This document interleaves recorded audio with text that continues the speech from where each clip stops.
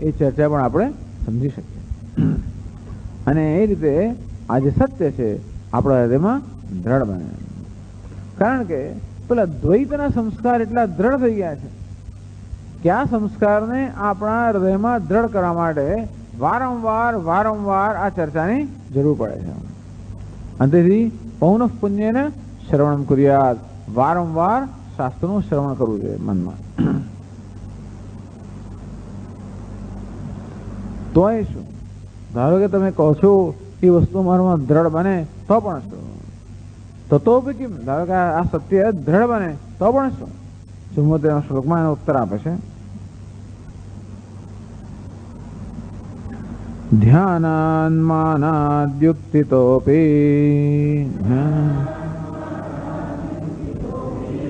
રૂઢે ભેદે વિયત્સતો ન કદાચિત વિયત સત્યમ સદ્વસ્તુ છિદ્રવન્ન ચ.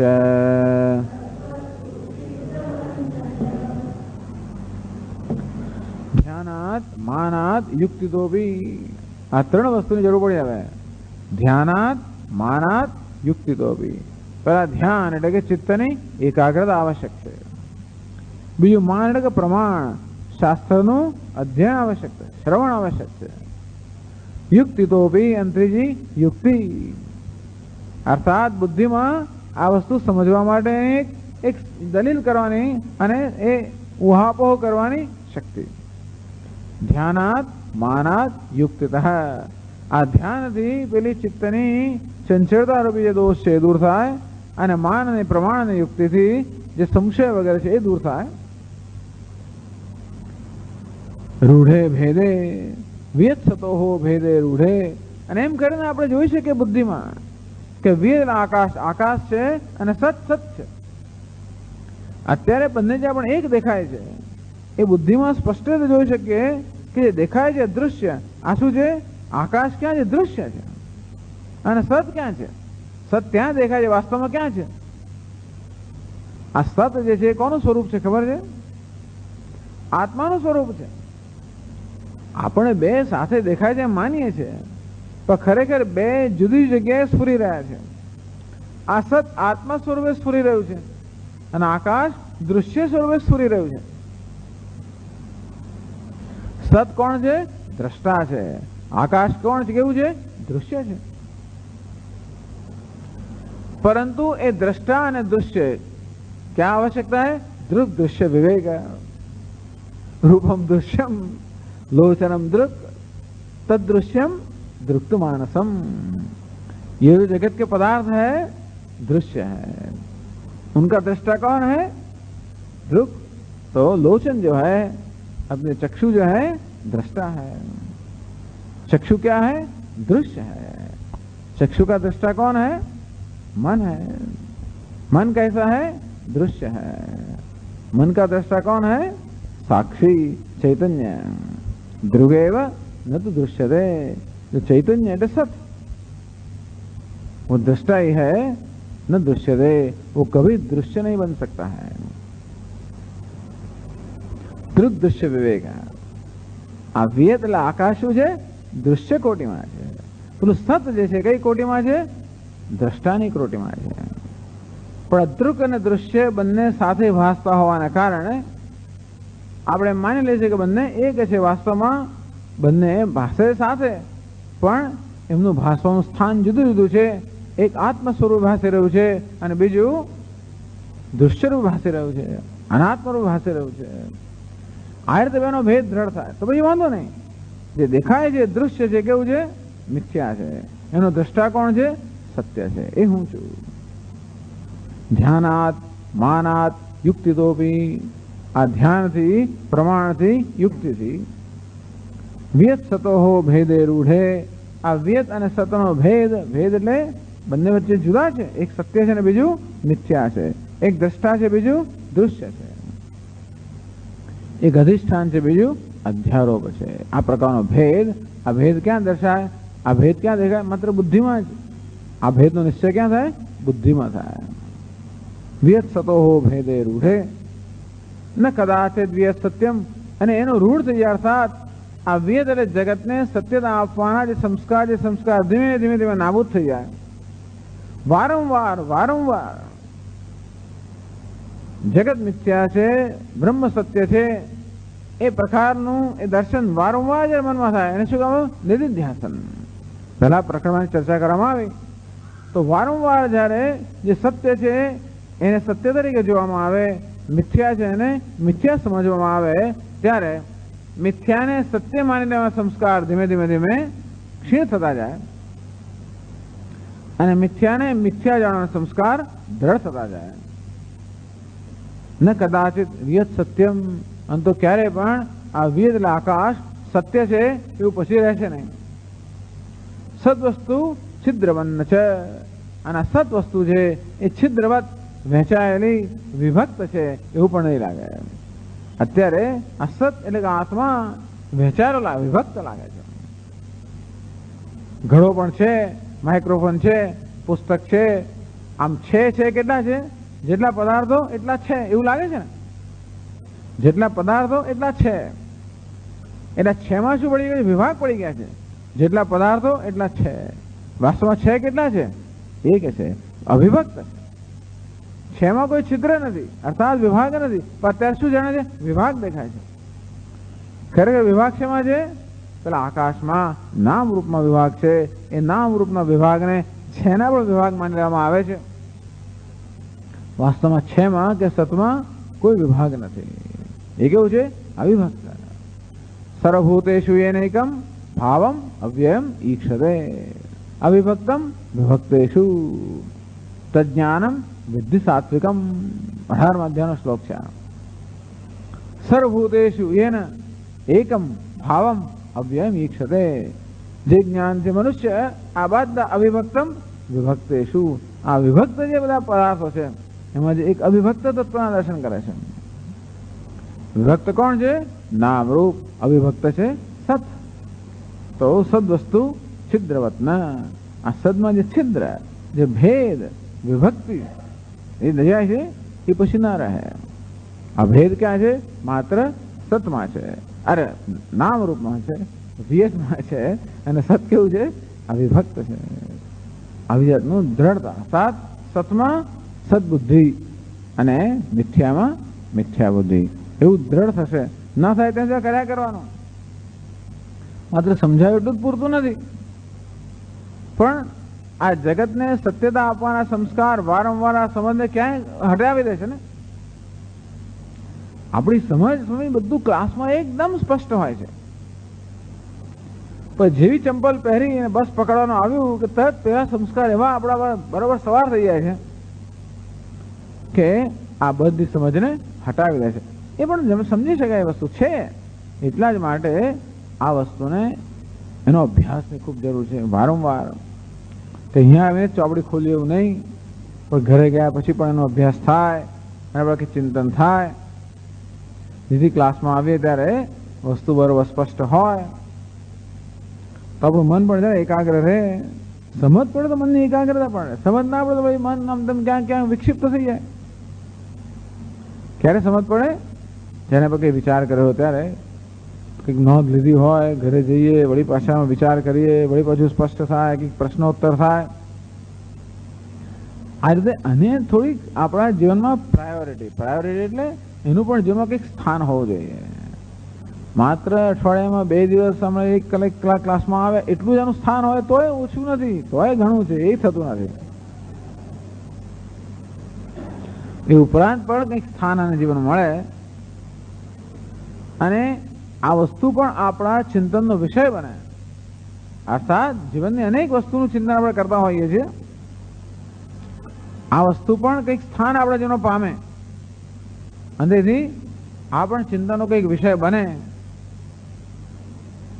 એ કાલે શું થશે, પરમ દાડે શું થશે, કઈ ગ્રહ દશા ચાલે છે, કયું પાકે છે અને કયું નથી પાકતું, આવું ચાલે. તો વિચાર ચાલે જ છે, ભલે ચાલતો એ ના નથી, પણ આ વસ્તુને પણ આપણા વિચારમાં કંઈક સ્થાન મળે અને છેવટે એવું સ્થાન મળે કે બીજી બધું હટી જાય. ત્યારે આ વસ્તુ પછી કહે છે ન કદાચિત વિયત સત્યમ, સદવસ્તુ છિદ્રબન્ન છે. તો ક્યારે પછી એના માટે આકાશમાં કોઈ સત્યતા રહેવાની નથી કે અસત વસ્તુ છે એમાં ક્યારે પણ કોઈ વિભાગ રહેવાનો નથી. ઓમ પૂર્ણમદ પૂર્ણમિદમ પૂર્ણાત પૂર્ણમુદચ્યતે પૂર્ણસ્ય પૂર્ણમાદાય પૂર્ણમેવાવશિષ્યતે. ઓમ શાંતિ શાંતિ શાંતિ. શંકરં શંકરાચાર્યં કેશવં બાદરાયણં સૂત્રભાષ્યકૃતૌ વંદે ભગવन्तૌ પુનઃ પુનઃ. ઈશ્વર ગુરુરાત્મેતિ મૂર્તિભેદવિભાગિને વ્યોમવદ્વ્યાપ્તદેહાય દક્ષિણામૂર્તયે નમઃ. ઓમ શાંતિ શાંતિ શાંતિ. હરિ ઓમ શ્રી ગુરુભ્યો નમઃ. હરિ ઓમ. પંચમહાભૂત વિવેક પ્રકરણ ચાલી રહ્યું છે. ગ્રંથકાર સમજાવી રહ્યા છે કે કેવી રીતે આપણે સત્યનું જ્ઞાન પ્રાપ્ત કરી શકીએ.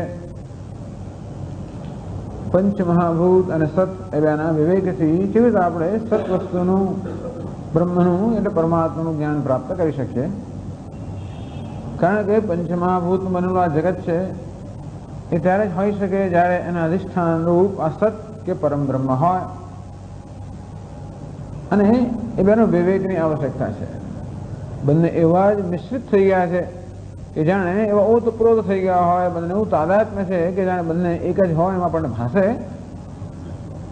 તો કેવી રીતે સત અને જગત, પંચમહાભૂતમાંથી બનેલું જગત અને એનું અધિષ્ઠાન જે સત એટલે બ્રહ્મ એ બેને કેમ વિવેક કરવો અને કેવી રીતે આપણને બ્રહ્મનું જ્ઞાન પ્રાપ્ત થાય. તો બ્રહ્મ તો વાણી અને મન સર્વથી અતીત છે અને તેથી એનું જ્ઞાન કરાવવા માટે આપણને આ વિવેક પ્રદાન કરે છે. જે કંઈ આપણને જણાય છે, જે કંઈ અનુભવ થાય છે એ અનુભવમાં સત પણ છે અને જગત પણ છે. સતના લક્ષણ આપણે જાણતા હોઈએ અને જગતના લક્ષણ જાણીએ તો એ બંનેનો આપણે વિવેક કરી શકીએ બુદ્ધિમાં અને એ રીતે વિવેકપૂર્વક આપણે સતનું જ્ઞાન પ્રાપ્ત કરી શકીએ. એવં શ્રુતિ વિચારાત પ્રાગ યથા યદ વસ્તુ ભાસતે વિચારેણ વિપર્યેતિ તતસ્તચ્ચિંત્યતામ વ્યત. પ્રશ્ન એવો હતો કે આ જગત તો સત્ય ભાસે છે અને દ્રષ્ટાંત લીધું વ્યત એટલે કે આકાશનું. પંચમહાભૂતમાં જગત બનેલું છે. એમાં સૌથી પહેલું મહાભૂત જેનો આવિર્ભાવ થાય છે વ્યત અર્થાત આકાશ, જે પંચમહાભૂતમાંથી સર્વથી સૂક્ષ્મ છે. પછી વાયુ, પછી અગ્નિ, જળ, પૃથ્વી, એમ એક પછી એક વિવેક, એક પછી એક પંચમહાભૂતનો વિવેક બતાવશે. પ્રારંભ કર્યો આકાશથી કે આપણો આકાશ સત્ય જણાય છે. તો બતાવે છે કે જ્યાં સુધી વસ્તુના સ્વરૂપો વિચાર ન કર્યો હોય ત્યાં સુધી વસ્તુ આપણે અમુક રીતે ભાસતી જણાતી હોય, પરંતુ જયારે એના સ્વરૂપ પર વિચાર કરવામાં આવે ત્યારે એનું રૂપ બદલાઈ જતું હોય છે.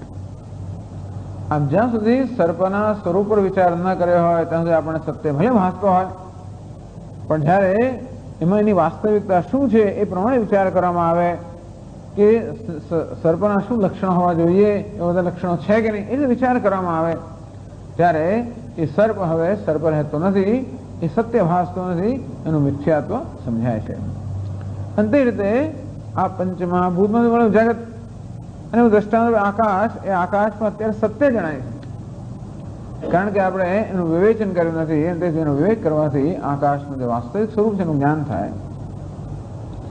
એટલે 67મા શ્લોકમાં કહ્યું ભિન્ને વિયત્સતિ શબ્દ ભેદાત બુદ્ધેશ્ચ ભેદતઃ વાયવાદિશનું વૃત્તમ સત નતુ વ્યોમેત ભેદધિ.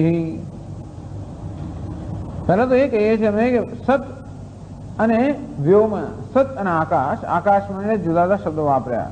આકાશ, વ્યોમ, વિયત આ બધાનો અર્થ એક જ છે. તો ક્યાંક વિયત શબ્દ વાપરે, ક્યાંક આકાશ વાપરે, ક્યાંક વ્યોમ શબ્દ વાપરે. આ સત અને વ્યોમ બંને એકબીજાથી ભિન્ન છે. શા માટે ભિન્ન છે? કારણ કે પહેલા તો આ બે શબ્દો ભિન્ન છે. સત એક શબ્દ છે, વિયત બીજો શબ્દ છે.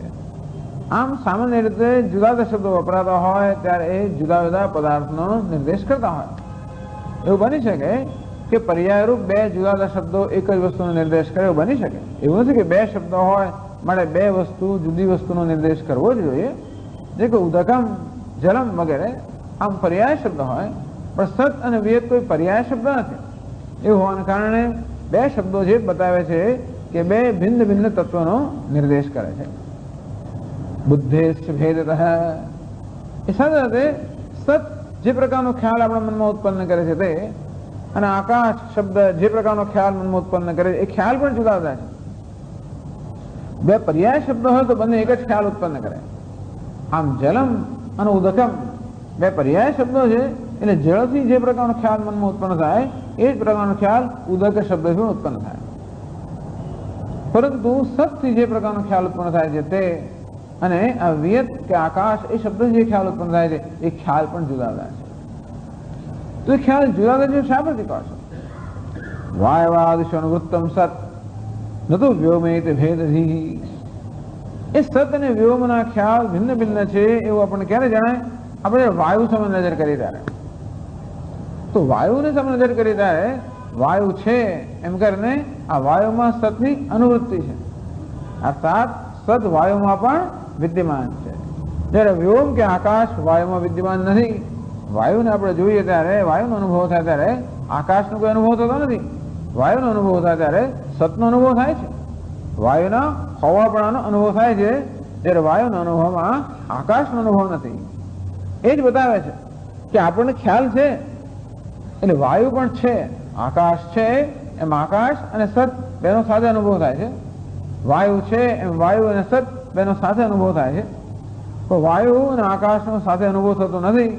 અને તેથી આપણી બુદ્ધિઓનો ખ્યાલ છે કે સત એ જુદો પદાર્થ છે. નહીંતર આપણે કહી ન શકાય કે વાયુમાં છે. એ સત છે એવું જો જ્ઞાન ન હોત આપણને, એ સતનો ખ્યાલ જો ન હોત તો વાયુમાં સત છે કે વાયુ છે એવું આપણે ન કહી શક્યા હોત. આપણે કહી શકીએ છીએ. એ બતાવે છે કે સતનો આપણામાં ખ્યાલ છે અને આકાશનો પણ આપણામાં ખ્યાલ છે. આપણે કહીએ છીએ કે વાયુમાં આકાશ નથી, એવું ત્યારે જ કહી શકીએ જ્યારે આકાશ શું છે એનું આપણું જ્ઞાન હોય. આકાશનો ખ્યાલ હોય તો આપણે કહી શકીએ ને વાયુ આકાશમાં નથી. આમ ઘડો શું છે ખ્યાલ હોય તો કહેવાય કે સ્વામી તમારા હાથમાં ઘડો છે. અને પછી સફરજન શું છે ખ્યાલ હતો એમ કે સફરજન નથી વગેરે. આમ છે ને નથી બંને કહેવા માટે એનો ખ્યાલ હોવો જોઈએ. તેમ વાયુમાં આકાશ નથી એવું કહેવા માટે આકાશનો પણ ખ્યાલ હોવો જોઈએ, અને વાયુમાં સત છે એવું કહેવા માટે પણ સતનો ખ્યાલ હોવો જોઈએ.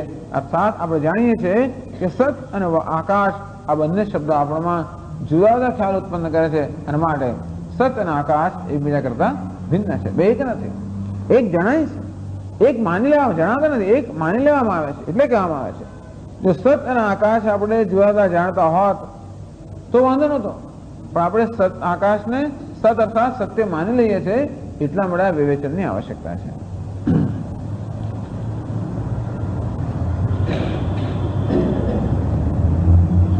અને ભાઈ આકાશનું શું સ્વરૂપ છે? આપ કહો છો કે આકાશ સત કરતા જુદું છે, બરોબર?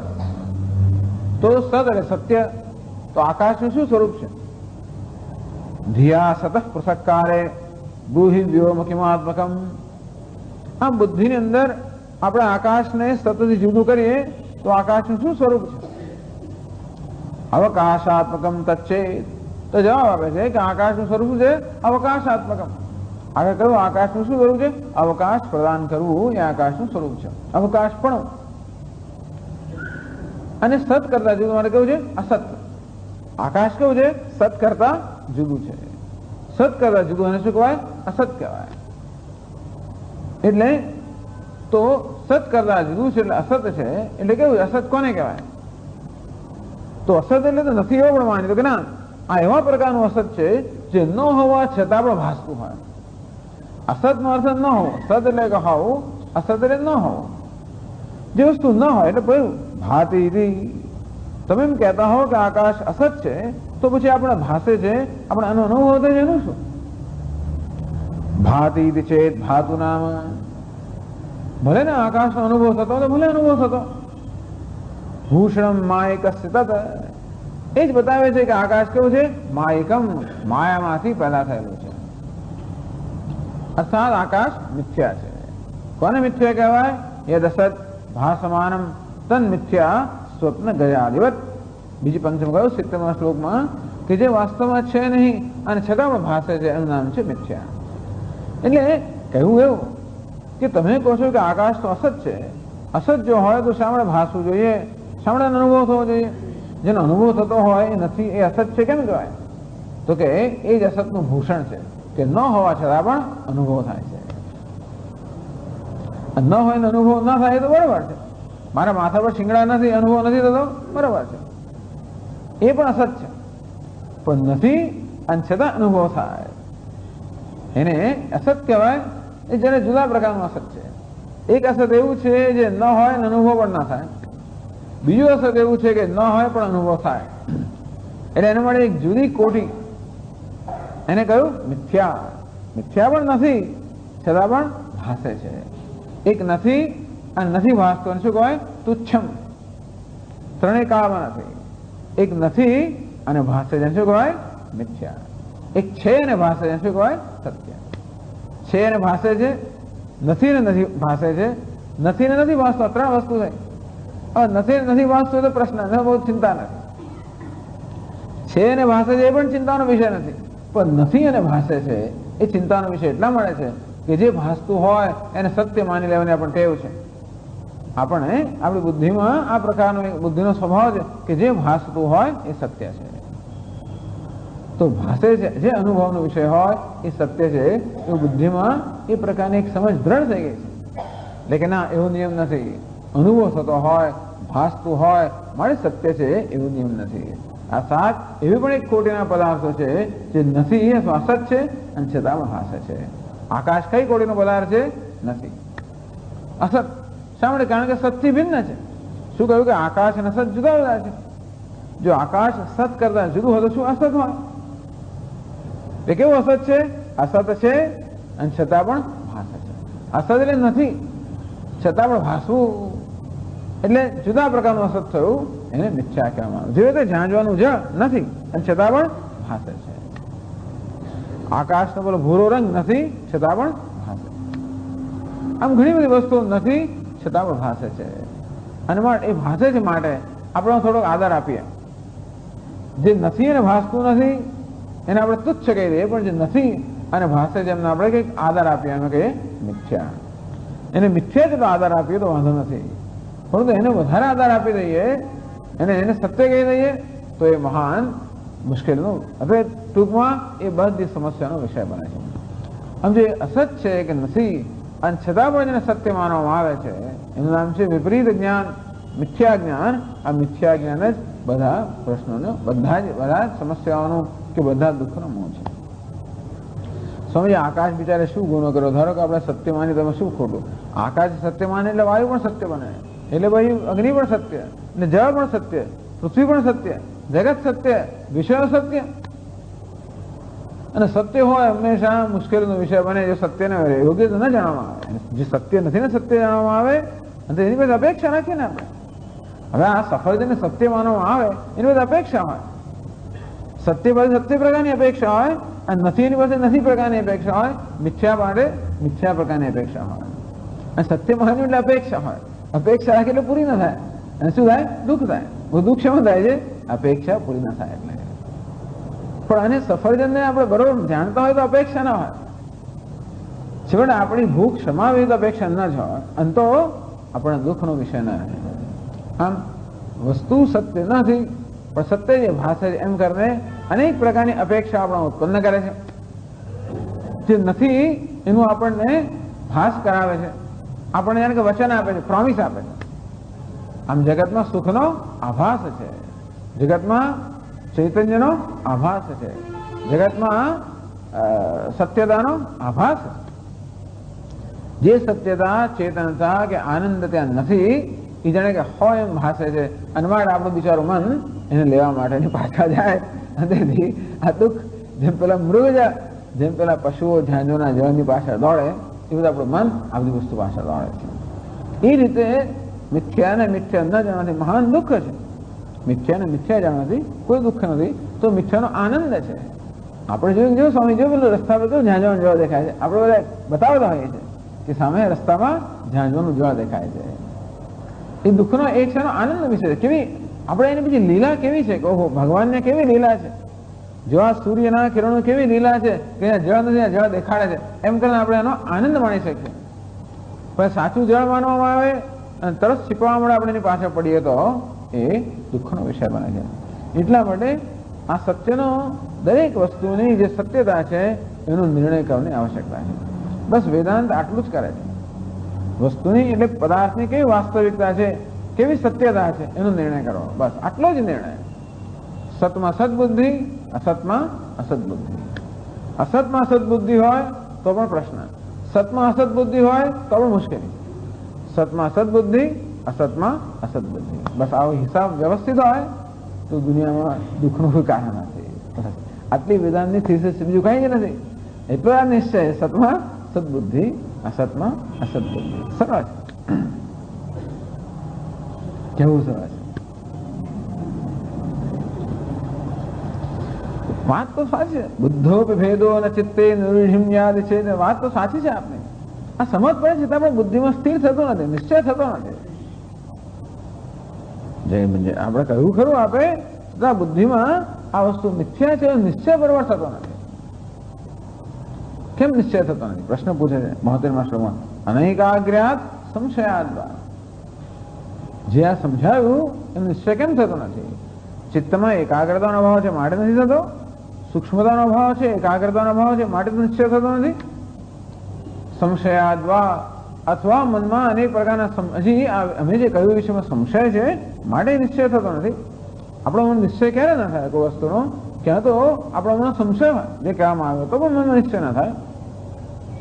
અથવા મનમાં સ્પષ્ટતા ના હોય તો પણ, અથવા મનમાં એકાગ્રતા ના હોય, જે કહેવામાં આવ્યું હોય એ શ્રવણ કરવામાં સાવધાની ના હોય તો પણ નિશ્ચય ના થાય. અથવા સાવધાની હોય પણ સંશય હોય તો પણ નિશ્ચય ના થાય.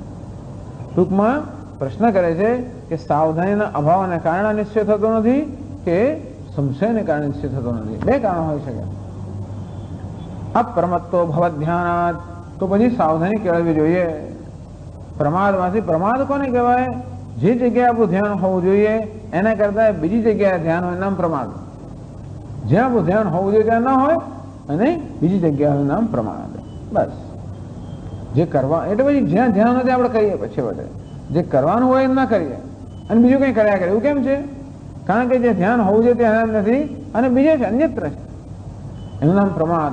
અપ્રમત્તો ભવત ધ્યાનાત. તો પ્રમાદમાંથી મુક્ત થવા માટે મન જે એકને બદલે બીજી જગ્યાએ દોડતું હોય એના માટે ધ્યાનાત, ચિત્તની એકાગ્રતા કેળવવી જોઈએ. એટલે કોઈક વિષયનું ધ્યાન, કોઈક વિષયમાં ચિત્તને આપણે એકાગ્ર કરવાનો અભ્યાસ કરવો જોઈએ. અન્યસ્મિન વિવેચનમ, જો સંશય રહી ગયો, અમે જે કહ્યું છે સંશય હોય તો વિવેચનમ, તો વિવેક કરવાની આવશ્યકતા છે. કેવી રીતે?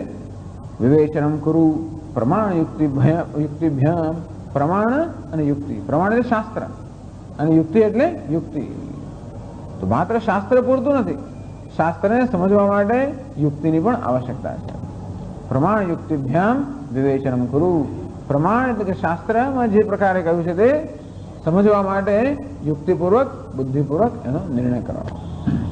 તતો રૂઢતમો ભવે, તો પછી આ તારે નિશ્ચયમાં કોઈ પ્રકારનો વાંધો નહીં. રૂઢતમો ભવે તો બરોબર આરૂઢ બનીશ નિશ્ચયમાં. એટલે પ્રમાણ અને યુક્તિનો સતત પ્રયોગ કર્યા જ કર. આ બે વસ્તુ કર. એક ધ્યાન એટલે આની આ વસ્તુમાં ચિત્તને એકાગ્ર કરવાનો અભ્યાસ, અને જો જોડે આમાં સ્પષ્ટતા મેળવવા, પહેલા સ્પષ્ટતા મેળવવા માટે પ્રમાણ અને યુક્તિ વડે વિચાર. પ્રમાણ એટલે સતત શાસ્ત્રનું શ્રવણ, વિચાર એટલે શાસ્ત્રનું શ્રવણ. શ્રવણ કરતા હોઈએ ત્યારે શાસ્ત્રના વાક્યો ની બુદ્ધિ આપણો સમજવાનો પ્રયત્ન કરે એટલે યુક્તિ પણ જોડે જોડે એનો પ્રયોગ થતો હોય. તેથી શાસ્ત્ર અને યુક્તિના ઉપયોગથી તું આ સ્પષ્ટતા મેળવવાનો પ્રયત્ન કર, અને સ્પષ્ટતા મેળવ્યા પછી એમાં ચિત્ત એકાગ્ર કરવા માટે ધ્યાનનો અભ્યાસ કર. ક્યાંથી શ્લોકો? આ ત્યાં 73 થયા છે કે 74? 74, બરાબર છે. ધ્યાનાત માના જે ધ્યાનનો અભાવ છે, ધ્યાનાત માનાત યુક્તિતોપી રૂઢે ભેદે વિયત્સતોઃ ન કદાચિત વિયત સત્યમ સદ્વસ્તુ છિદ્રવન્ન છે. ધ્યાનાત માનાત યુક્તિતોપી. આમ આપણને ગ્રંથકાર કહે છે કે શું કરવું જોઈએ. આમ જ્ઞાનને જે ભરેલો હોય એને શું કરવાનું, આટલું જ કરવાનું. એક તો સતત વિચાર કરવાનો, એટલે શાસ્ત્રનું શ્રવણ મનન, અને સાથે સાથે જે કંઈ આપણને સમજ પડી હોય એમાં ચિત્તને એકાગ્ર કરવાનો અભ્યાસ. તો જ આપણામાં દ્રઢતા આવે, તો જ આપણે એમાં આરૂઢ બની શકીએ જ્ઞાનમાં. નહીંતર આપણી બુદ્ધિમાં સમજ હોય અને છતાં પણ સાવધાની ન હોય તો આપણે એમાં નિષ્ઠાને પ્રાપ્ત કરી શકીએ. આપણામાં સાવધાની હોય પણ સમજ ના હોય કે સમજવા હોય તો પણ નિષ્ઠાને પ્રાપ્ત કરી શકીએ. અને માટે સતત શાસ્ત્રનું શ્રવણ અને યુક્તિ, પ્રમાણની યુક્તિ. શાસ્ત્રનું શ્રવણ એટલે પ્રમાણ, અને યુક્તિપૂર્વક એમાં જે કંઈ સંશય હોય એ દૂર કરવાનો પ્રયત્ન કે યુક્તિ એટલે મનન. એ શ્રવણ, મનન અને ધ્યાન ત્રણ વસ્તુ કહી. શ્રવણ, મનન, નિધિધ્યાસન. આ સતત આ કર્યા કરે. રૂઢે ભેદે વિયત્સતોઃ. આમ વિયત અને સત આ બંનેનો ભેદ જે છે, વિયત એ વિયત છે, આકાશ છે, અસત છે, અને સત એ સત છે. આ બંનેનો જે ભેદ છે, હવે આ ભેદ કેવો છે? એ કોઈ દેશકાળનો ભેદ નથી. જ્યાં આકાશ છે ત્યાં સત છે, અને જ્યારે આકાશ છે ત્યારે સત છે. એટલે દેશકાળનો ભેદ નથી. આ ભેદ છે વસ્તુત્વનો ભેદ છે. એટલા માટે એ સત ને આકાશ આમ જુદા ના કરી શકીએ આપણે. જેમ દાળ ચોખાને જુદા કરીને આપણે વિવેક કરીએ એવો વિવેક ન થાય કે હમણાં સત છે ને પછી આકાશ, એવો પણ નથી. આ સત અને આકાશ બંને ભિન્ન છે. કઈ રીતે? એમની સત્યતામાં ભિન્ન છે. કયા પ્રકારનો ભેદ છે? એવું ન માનવું કે આમ આકાશને જુદું કરીને જોયું ને સતને જુદું કરીને જોયું, કઈ નથી. આ ઘણી વાર દ્રષ્ટા અને દૃશ્યના ભેદ ને સાક્ષી, આ બધું આ પણ છેવટે આ ભેદ કોઈ એવું નથી કે પેલું દૃશ્ય ત્યાં હોય દ્રષ્ટા અહીં હોય, એ પ્રકારનો ભેદ હોય. આ કયા પ્રકારનો ભેદ છે? બંનેની વાસ્તવિકતાનો ભેદ, સત્યતાનો ભેદ. ધી ઓર્ડર ઓફ રિયાલિટી, અર્થાત એમની જે સત્યતા, એક સત્ય છે અને બીજું મિથ્યા છે. આ પ્રકારનો ભેદ. બસ આવો ભેદ. એમને માનવું કે સતના આકાશથી જુદું કરવાનું, છૂટું પાડ્યું, એવું છૂટું પાડવાનું નથી. ભલે દ્રષ્ટાંત આપતા હોય કે ડાંગરના પેલા છોતરામાંથી એના ડાંગરને જુદી પાડી, ચોખાને જુદા પાડવા, એ દ્રષ્ટાંત બરોબર છે. પણ તે કે છોતરામાંથી જુદા પાડવા જેવું નથી. કારણ કે આમાં તો પેલા છોતરાની અને ડાંગાની ચોખાની સત્ય એક સમાન હોવાના કારણે બંને એમ જુદા પાડી શકાય. પણ આ કેવું છે? સત્યમાંથી મિથ્યાને જુદું કરવું, બુદ્ધિમાં જુદું કરવાનું છે. એટલા માટે ધ્યાનાત માનાત યુક્તિતોપી. અત્યંત સૂક્ષ્મ વિષય હોવાના કારણે ધ્યાનની અર્થાત એકાગ્રતાની અને ચિત્તની સૂક્ષ્મતાની ખૂબ આવશ્યકતા છે. અને એ માટે પ્રમાણ એટલે કે શાસ્ત્ર અને યુક્તિ બંનેની આવશ્યકતા છે. રૂઢે ભેદે વિયત્સતોઃ. આમ વિયત અને સત એટલે આકાશ અને સત આ બંનેનો જે ભેદ છે, અર્થાત એક સત્ય છે બીજું મિથ્યા છે, એ પ્રકારનો જે ભેદ છે એ જયારે બરોબર રૂઢ થઈ જાય, દ્રઢ થઈ જાય, ન કદાચિત વિયત સત્યમ સદવસ્તુ છિદ્રવન્ન છે, તો પછી ક્યારે એવું નહીં બને કે આ વિયત એટલે કે આકાશ સત્ય છે એવું નહીં બને, કે પછી સતમાં છિદ્ર છે એમ પણ નહીં બને. અત્યારે શું થાય? સતમાં છિદ્ર છે. સત એટલે હવા પણ આ છે, આ છે, આ છે, આ છે. અત્યારે આપણી બુદ્ધિમાં આ સત અનેક વિષયોમાં કે વસ્તુમાં વહેંચાઈ ગયેલું છે. ઘડો છે, વસ્ત્ર છે, આમ છે પણ શું છે? આ દરેક પદાર્થમાં વહેંચાઈ ગયેલું છે. અંતેથી આ એક સત પદાર્થ, આ બીજો સત પદાર્થ, બે વચ્ચે શું છિદ્ર છે, બે વચ્ચે અવકાશ છે. એટલે અત્યારે આપણે સતનું જ્ઞાન તો છે, પણ સતનું જ્ઞાન કેવા પ્રકારનું છે? છિદ્ર વાળું સત હોય કે અવકાશ વાળું હોય એ પ્રકાર આપણે સતને જાણીએ છીએ. અને આકાશને કેમ જાણીએ છીએ? આકાશ સત્ય હોય એ તો જાણીએ છીએ. તો કે છે કે આ સત અને અવકાશ બંનેનો જે ભેદ છે, બુદ્ધિમાં એક વિવેકથી જન્મેલો ભેદ, એ જયારે દ્રઢ થઈ જાય ત્યારે પછી ક્યારે એમ નહીં જણાય કે સત આ છિદ્ર વાળું છે, કે સત અનેકમાં વહેંચાયેલું છે, એવો ભેદ પછી નહીં જણાય. કેમ? કારણ કે આ જે ભેદ જણાય છે એ ભેદ કોઈ સતમાં નથી, એ ભેદ શેમાં છે? ઉપાધિમાં છે. ઉપાધિ એટલે કે આકાશમાં, આકાશ વાયુ જળ પૃથ્વી બનેલી આ ઉપાધિ, એમાં ભેદ છે, સતમાં કોઈ ભેદ નથી. એટલે કે અભેદ કોઈ જોવાની વસ્તુ નથી. એવું નથી કે પછી આપણે બધા સત દેખાય આમાં કશું, એટલે જાણે કે બધા પદાર્થ જોડતી કોઈ વસ્તુ એવું દેખાવું તો કઈ નથી આમાં. પણ સત ક્યાં છે ખરેખર? સત ત્યાં નથી. ત્યાં એટલે કે દેશમાં કે ભેદ હોય, ભિન્ન હોય એવું સત નથી. સત ક્યાં છે? સત તો અહીં છે. અહીં થયું એટલે કે સત કોનો સ્વભાવ છે? દ્રષ્ટાનો સ્વભાવ છે, આત્માનો સ્વભાવ છે. અને ભેદ હોય એટલે શું? જેવી આ ઘડો છે અને આ વસ્ત્ર છે, તો ઘડામાં વસ્ત્ર પણ નથી, વસ્ત્રમાં ઘડા પણ નથી. અને તેથી જયારે મને ઘડાનું જ્ઞાન થાય કે ઘટવૃત્તિ મારા મનમાં જન્મે, તો એ ઘટવૃત્તિમાં કે ઘડાના જ્ઞાનમાં આ પટ કે વસ્ત્રને કોઈ અવકાશ જ નથી. એની કોઈ એનું વસ્ત્રની કોઈ એમાં એની હાજરી જ નથી. અને જયારે આ પટવૃત્તિનું જ્ઞાન થાય ત્યારે એમાં ઘડાનું કોઈ સ્થાન નથી. ત્યારે આપણે કહીએ કે ઘટ અને પટ એકબીજાથી ભિન્ન છે. પણ આ ઘડો અને માટી એકબીજાથી ભિન્ન એમ કહેવાય? ઘડાનું જ્ઞાન છે ત્યારે પણ માટીનું જ્ઞાન તો છે, બીજા ઘડાનું જ્ઞાન થાય ત્યારે પણ માટીનું જ્ઞાન છે. ભલે ઘડા એકબીજા કરતા જુદા હોય, પરંતુ માટીમાં કોઈ ભેદ નથી. અને તે રીતે કોઈ પણ જ્ઞાનમાં અસ્થિ અસ્થિ અસ્થિ અસ્થિ પર ત્યાં નથી. એ અસ્થિ શું છે? અસ્મિ અસ્મિ અસ્મિ, છું છું છું. તો એ ધ્યાનમાં હોય. અત્યારે શું છે કે માત્ર દૃશ્ય પદાર્થ ધ્યાનમાં હોય અને પેલો દ્રષ્ટા હોય એ ધ્યાનમાં હોતો નથી. સત તત્વ જે છે એ વાસ્તવમાં એ જ છે, એ જ આનંદ છે, એ જ આત્મા છે, એ જ હું છું. એ આત્મા સ્વયં પ્રકાશ અને નિત્ય હોવાના કારણે ક્યારેય પણ એની ગેરહાજરી હોય જ નહીં. અને તેથી એ સતનું જો સતત ધ્યાન હોય તો ક્યારે પણ એ સતમાં છિદ્ર ના હોય. છિદ્ર ક્યારે કહેવાય? હમણાં સત છે પછી નથી, આમાં સત છે આમાં છે, એની વચ્ચે જ નથી. એ પ્રકારનો જો મને ખ્યાલ હોય તો સત જાણે કે છિદ્ર આવશે કહેવાય. પરંતુ કોઈ પ્રકારનો અનુભવ થતો હોય એમાં પણ હોવાપણું કે સત એટલે ચૈતન્ય આત્મા સતત હાજર છે, એની સભાનતા હોય તો ક્યારે પણ આત્માની સભાનતામાં ક્યારે પણ વિક્ષેપ ન પડે. આત્મા કેવો છે? સ્વપ્રકાશ છે અને સદા આત્મ સ્વરૂપ હોવાને કારણે ક્યારે પણ એની સભાનતામાં, એના જ્ઞાનમાં ક્યારેય વિક્ષેપ નથી. છે જ કોઈ પણ વિષયનું જ્ઞાન થાય ત્યારે પણ આત્માનું જ્ઞાન હોય જ છે, કારણ કે આત્મા સતત પ્રકાશી હોય છે. પરંતુ વિષયમાં આપણી બુદ્ધિ એટલી બધી અંદર આસક્ત થઈ ગઈ હોય, એને સત્યતા આપવાને કારણે જેથી આત્મા સતત પ્રકાશતો હોવા છતાં પણ આપણે એની નોંધ લેતા નથી. એટલું જ છે, એની નોંધ નથી લેવાતી. એની જ્યારે નોંધ લેવાની થાય ત્યારે એ તો સતત હાજર હોવાને કારણે ભલે ને બીજા ગમે તે પદાર્થનું જ્ઞાન થતા પણ આત્માનું જ્ઞાન તો હોય જ. છિદ્ર ક્યાં છે? આકાશમાં છે. છિદ્ર ક્યાંય સત્વમાં નથી. આ રીતે ન કદાચિત દ્વિયત સત્યમ, પછી જણાશે કે ક્યારે પણ આકાશ સત્ય નથી. સદવસ્તુ છિદ્રવન્ન છે અને સદવસ્તુમાં ક્યાંય છિદ્ર નથી. આ રીતે સત અને વિયતનો ભેદ બરોબર દ્રઢ થઈ જાય પછી આ પ્રકારે જ્ઞાન થશે. આનું નામ વિવેક.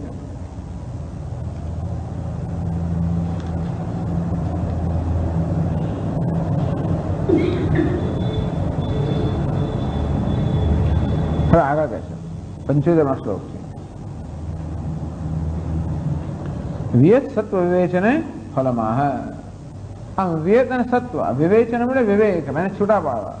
આમ વિયત અને સત્ય એટલે આકાશ અને સત એ બેને જયારે બુદ્ધિમાંનો વિવેક થયો, બંનેને આપણે સ્પષ્ટ રીતે જાણ્યા, તો એ વિવેકનું શું ફળ છે એ 75મા શ્લોકમાં કહે છે. જ્ઞસ્ય ભાતિ સદા વ્યોમ નિસ્તત્વોલ્લેખપૂર્વકમ સદ્વસ્ત્વવિભાસ્યસ્ય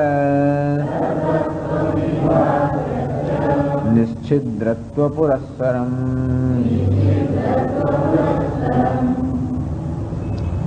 જ્ઞસ્ય ભાતિ સદા વ્યોમ. જ્ઞ એટલે જ્ઞાની પુરુષ. જ્ઞસ્ય જે જ્ઞાની જે છે, અર્થાત જેના આ પ્રકારનો વિવેક છે, એની દ્રષ્ટિમાં કેવું છે? ભાતિ સદા વ્યોમ નિસ્તત્વ ઉલ્લેખપૂર્વકમ. આ જ્ઞાનીની દ્રષ્ટિમાં જે વ્યોમ અર્થાત આકાશ છે, એ આકાશમાં ક્યારે પણ સત્વ નથી.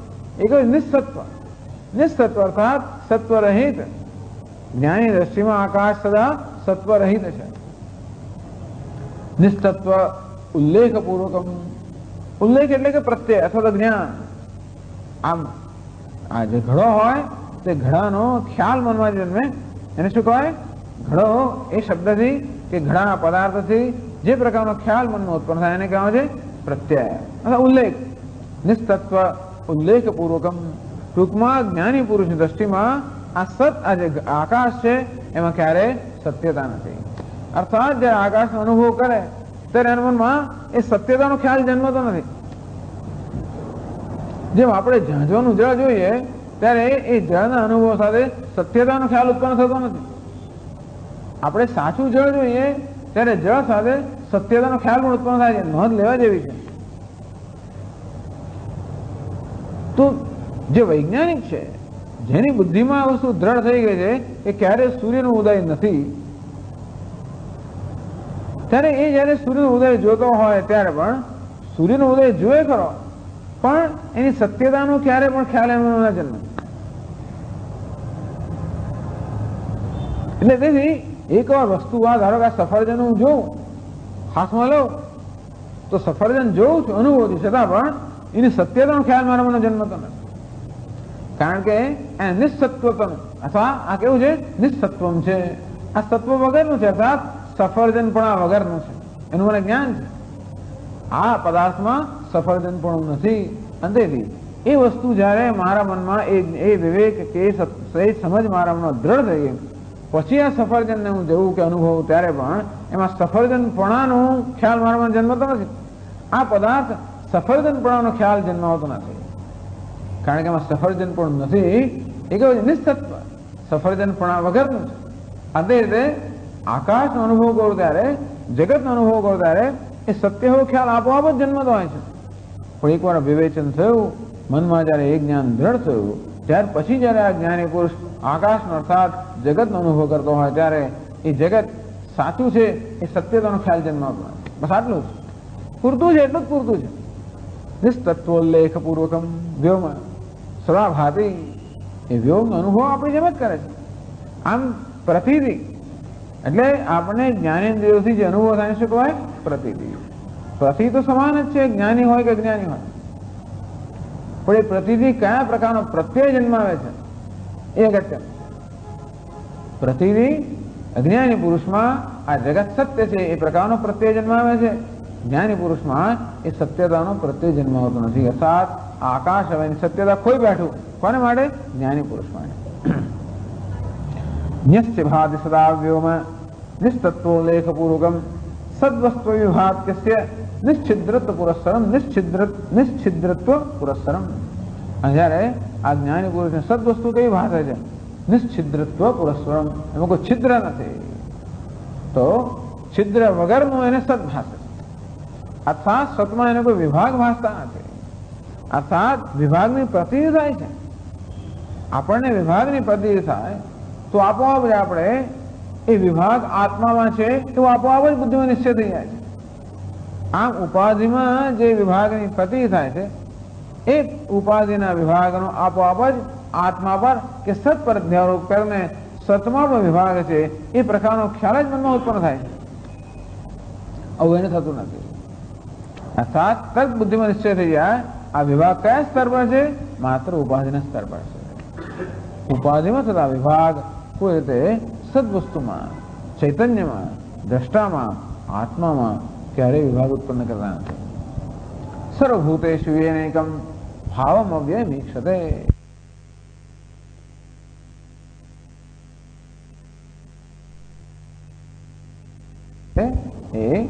એ કેવો છે? યથાર્થ દર્શી છે. એ અવિભક્ત વસ્તુ કઈ છે? આત્મા. અર્થાત હું આ બધા વિભાગનો અનુભવ થતો હોય ત્યારે પણ હું કેવો છું? અવિભક્ત છું. અત્યારે શું થાય છે કે જેમ જેમ જેનો અનુભવ થાય એ વસ્તુ પ્રમાણે મારા પર પ્રભાવ પડતો હોય છે. આમ ઘડાનો અનુભવ હોય તો મારા વિશે શું ખ્યાલ છે? હું ઘટક જ્ઞાતા છું, ઘડાનો જ્ઞાતા છું, પટક જ્ઞાતા છું. આમ જ્ઞાતા બદલાતો રહેતો હોય એને કારણે હુંમાં પણ સતત ફેરફાર થતો હોય. આમ હું પણ સતત બદલાતો રહેતો હોય. તેથી મારો મારા વિશ્વનો પણ ખ્યાલ કેવો જન્મતો છે? હું પણ સતત પરિવર્તનશીલ છું. વાસ્તવમાં એ બદલાતી વસ્તુ મારામાં જે છે એ ક્યાં છે? એ કયા સ્તર પર છે? એ મિથ્યાના સ્તર પર છે. કારણ કે આ દૃશ્ય સાથે સંકળાયેલું છે. પરંતુ આજે ઘટ દ્રષ્ટા, પડ દ્રષ્ટા, મઠ દ્રષ્ટા, આ બધાનો જે દ્રષ્ટા છે એમાં જે દ્રષ્ટા છે, તો ઘટજ્ઞ, પટજ્ઞ, મઠજ્ઞ એમાં જે જ્ઞ છે, નાંત પ્રજ્ઞમ ન બહિષ્પ્રજ્ઞમ નો વહેત પ્રજ્ઞમ, એ તો બરોબર, પણ જ્ઞ જે છે એ તો સમાન છે. એ જ્ઞાન પછી અંતઃ લગાવો અને બહિષ્ઠ લગાવો તો કે એ બધા એ નહીં, પણ જ્ઞ એમાં કોઈ પ્રકારનો વિભાગ નથી. જે અંતઃ પ્રજ્ઞ છે બહિષ્પ્રજ્ઞ નથી, બહિષ્પ્રજ્ઞ છે એ પ્રજ્ઞાન ઘન નથી, પણ બધા જ્ઞ તો છે. જે ઘટક દ્રષ્ટા છે ઘટજ્ઞ છે, પટજ્ઞ નથી, પટજ્ઞ છે, મઠજ્ઞ નથી, પણ જ્ઞ તો બધા છે. આમ ઘટપટ મઠ એ બધા વિભાગ હોવા છતાં પણ આ જ્ઞમાં, જ્ઞાતામાં, દ્રષ્ટામાં, ચૈતન્યમાં, સતમાં, અસ્તિત્વમાં કોઈ વિભાગ નથી. સદવસ્તુ અપી અસ્ય જ્ઞસ્ય વિભાતિ, એટલે જ્ઞ કહ્યું. આ જ્ઞસ્ય ઘટજ્ઞ, પટજ્ઞ, મઠજ્ઞ, વ્યોમજ્ઞ, વાયુજ્ઞ, આમ આવો જાણનાર, પણ એ પોતે એનો પોતાનો ખ્યાલ કેવો છે? એને ઘટજ્ઞ નથી કહેતો. હું કોણ છું? જ્ઞ છું. ઘટજ્ઞ નથી, જ્ઞ છું. પટજ્ઞ નથી, જ્ઞ છું. એ જ્ઞ જ ખાલી ઘટના જ્ઞાન સાથે જોડાને ઘટજ્ઞ બને. એ ઘટજ્ઞ પણ શું છે? વેશ છે. કોનો? જ્ઞનો. આમ જ્ઞ જાત જાતના વેશ લે. એ જ્ઞ ઘટજ્ઞ બન્યો, પટજ્ઞ બન્યો, મઠજ્ઞ બન્યો. વાસ્તવમાં કોણ છે? એક જ જ્ઞ. જ્ઞ સ્વરૂપ, જ્ઞાન સ્વરૂપ, ચૈતન્ય સ્વરૂપ, સત સ્વરૂપ. એ હું, એમાં કોઈ પ્રકારનો ભેદ નથી. અર્થાત એ આ ઉપાધિમાં કે આકાશમાં રહેલા ભેદનો અધ્યારોપ ક્યારે પણ આ સત પર, આત્મા પર થતો નથી. વેદ મિથ્યાત્વમ સતો વસ્તુત્વમ ચ સદા ચિંતયતઃ કિમ ભવતિ. એટલે સતત આકાશનું મિથ્યાત્વ અને આત્માનું સત્યત્વ. સતનું સત્યત્વ અર્થાત આત્માનું સત્યત્વ સમજી જ લેવાનું. આ સત ક્યાં ત્યાં નથી. સત ક્યાં છે? સત તો હું છું. તો ત્યાં કેમ ભાષે છે? આ પણ એક અધ્યારોપ છે. આ ત્યાં એટલે કહ્યું ને, વિશ્વમ દર્પણ દૃશ્યમાન નગરી તુલ્યમ. આજે વિશ્વ દેખાય છે કેવું છે? દર્પણમાં દેખાતી નગરી સમાન છે. જે ત્યાં નથી તો ત્યાં દેખાય છે. આમ જગત ત્યાં દેખાય છે. એ ત્યાં એટલે શું? જાણે કે મારાથી જુદું હોય એવું જણાય છે. પશ્ચન્નાત્મની માયા બહિ એવ ઉદ્ભુતમ. તો માયાને કારણે આ જગત જાણે કે મારાથી બહાર હોય એવું જણાય છે. યથા નિદ્રયા, જેવું સ્વપ્નની અંદર આ સ્વપ્ન જગત મારાથી ભિન્ન હોય એવું મને ત્યારે ભાષે છે. જાગૃત થયા પછી મને ખ્યાલ આવે છે, સમજ પડે છે કે નહીં, એ મારાથી ભિન્ન નહોતું, એ તો મારામાં હતું.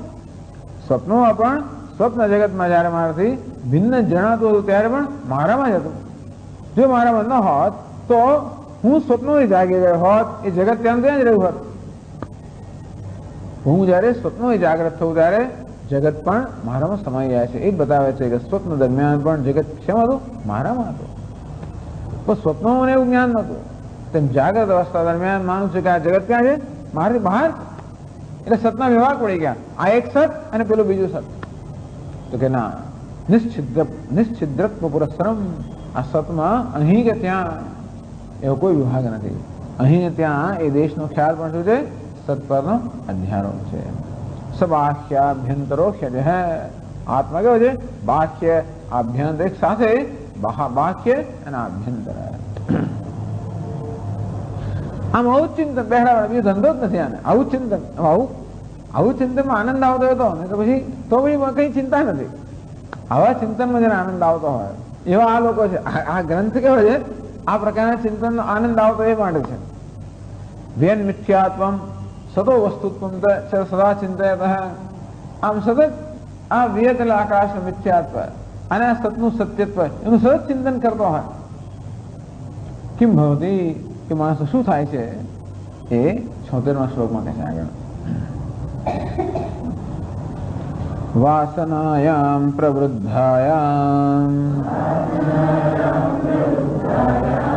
વિયત સત્યત્વવાદિનમ સન્માત્રા બોધયુક્તં ચ દૃષ્ટ્વા વિસ્મયતે બુધઃ.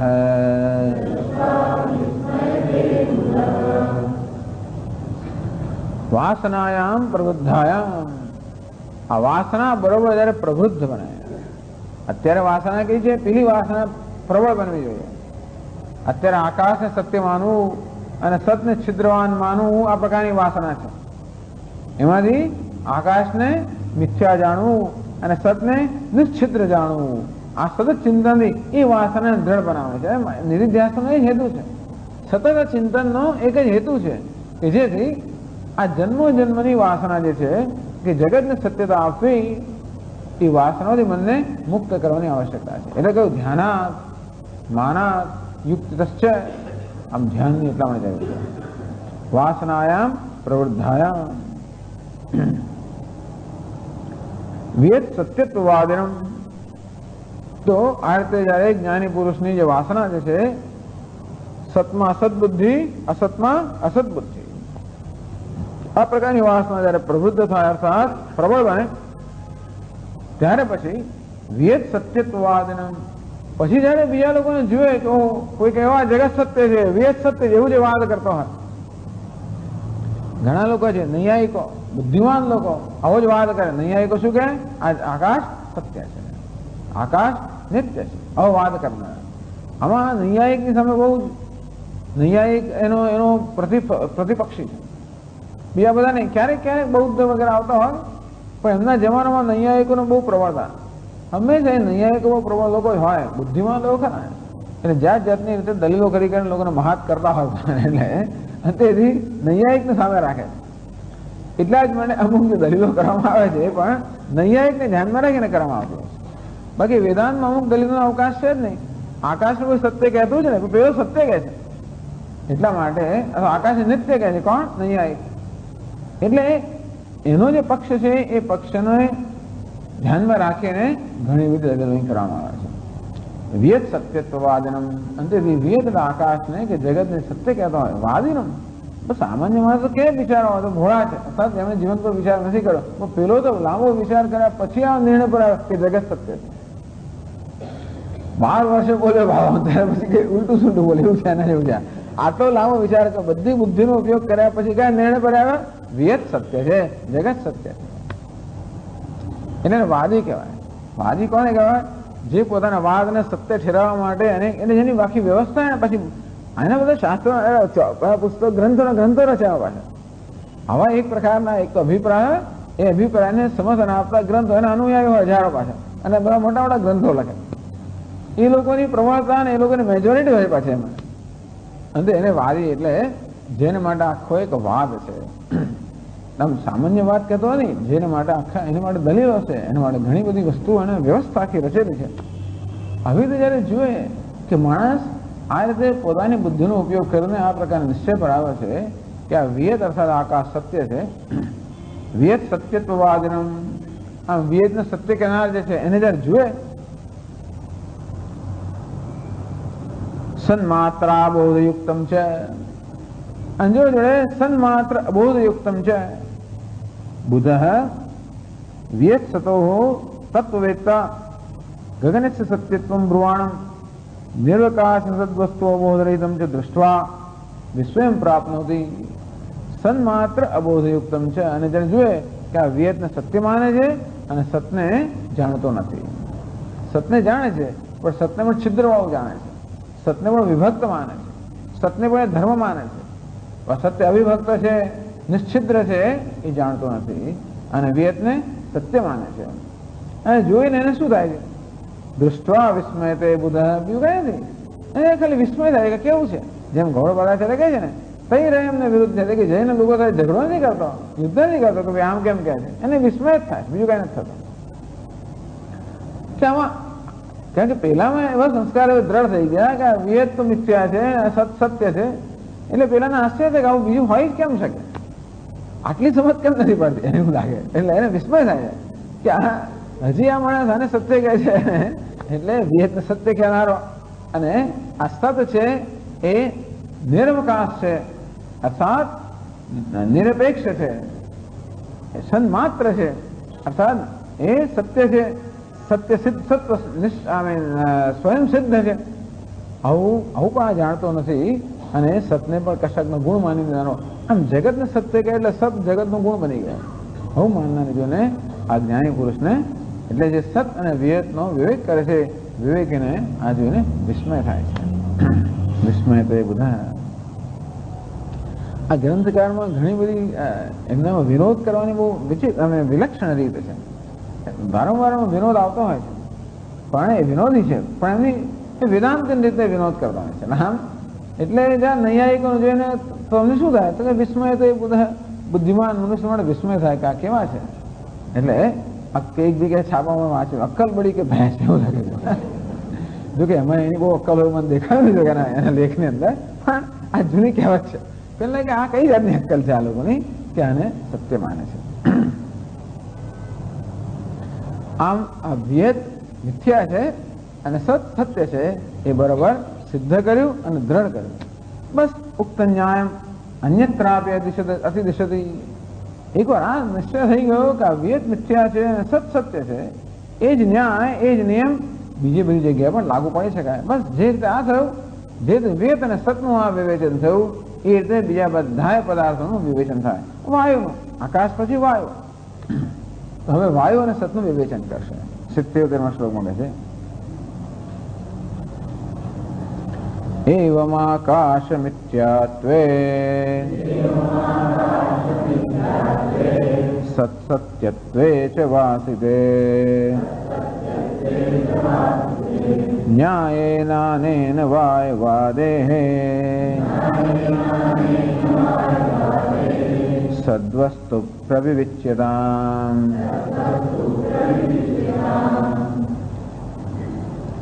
એવમ આકાશ મિથ્યાત્વે આકાશસ્ય મિથ્યાત્વ. આ રીતે ઉપર ચર્ચા કરવામાં એ રીતે આકાશનું મિથ્યાત્વ સત સત્યત્વે જ વાસિતે.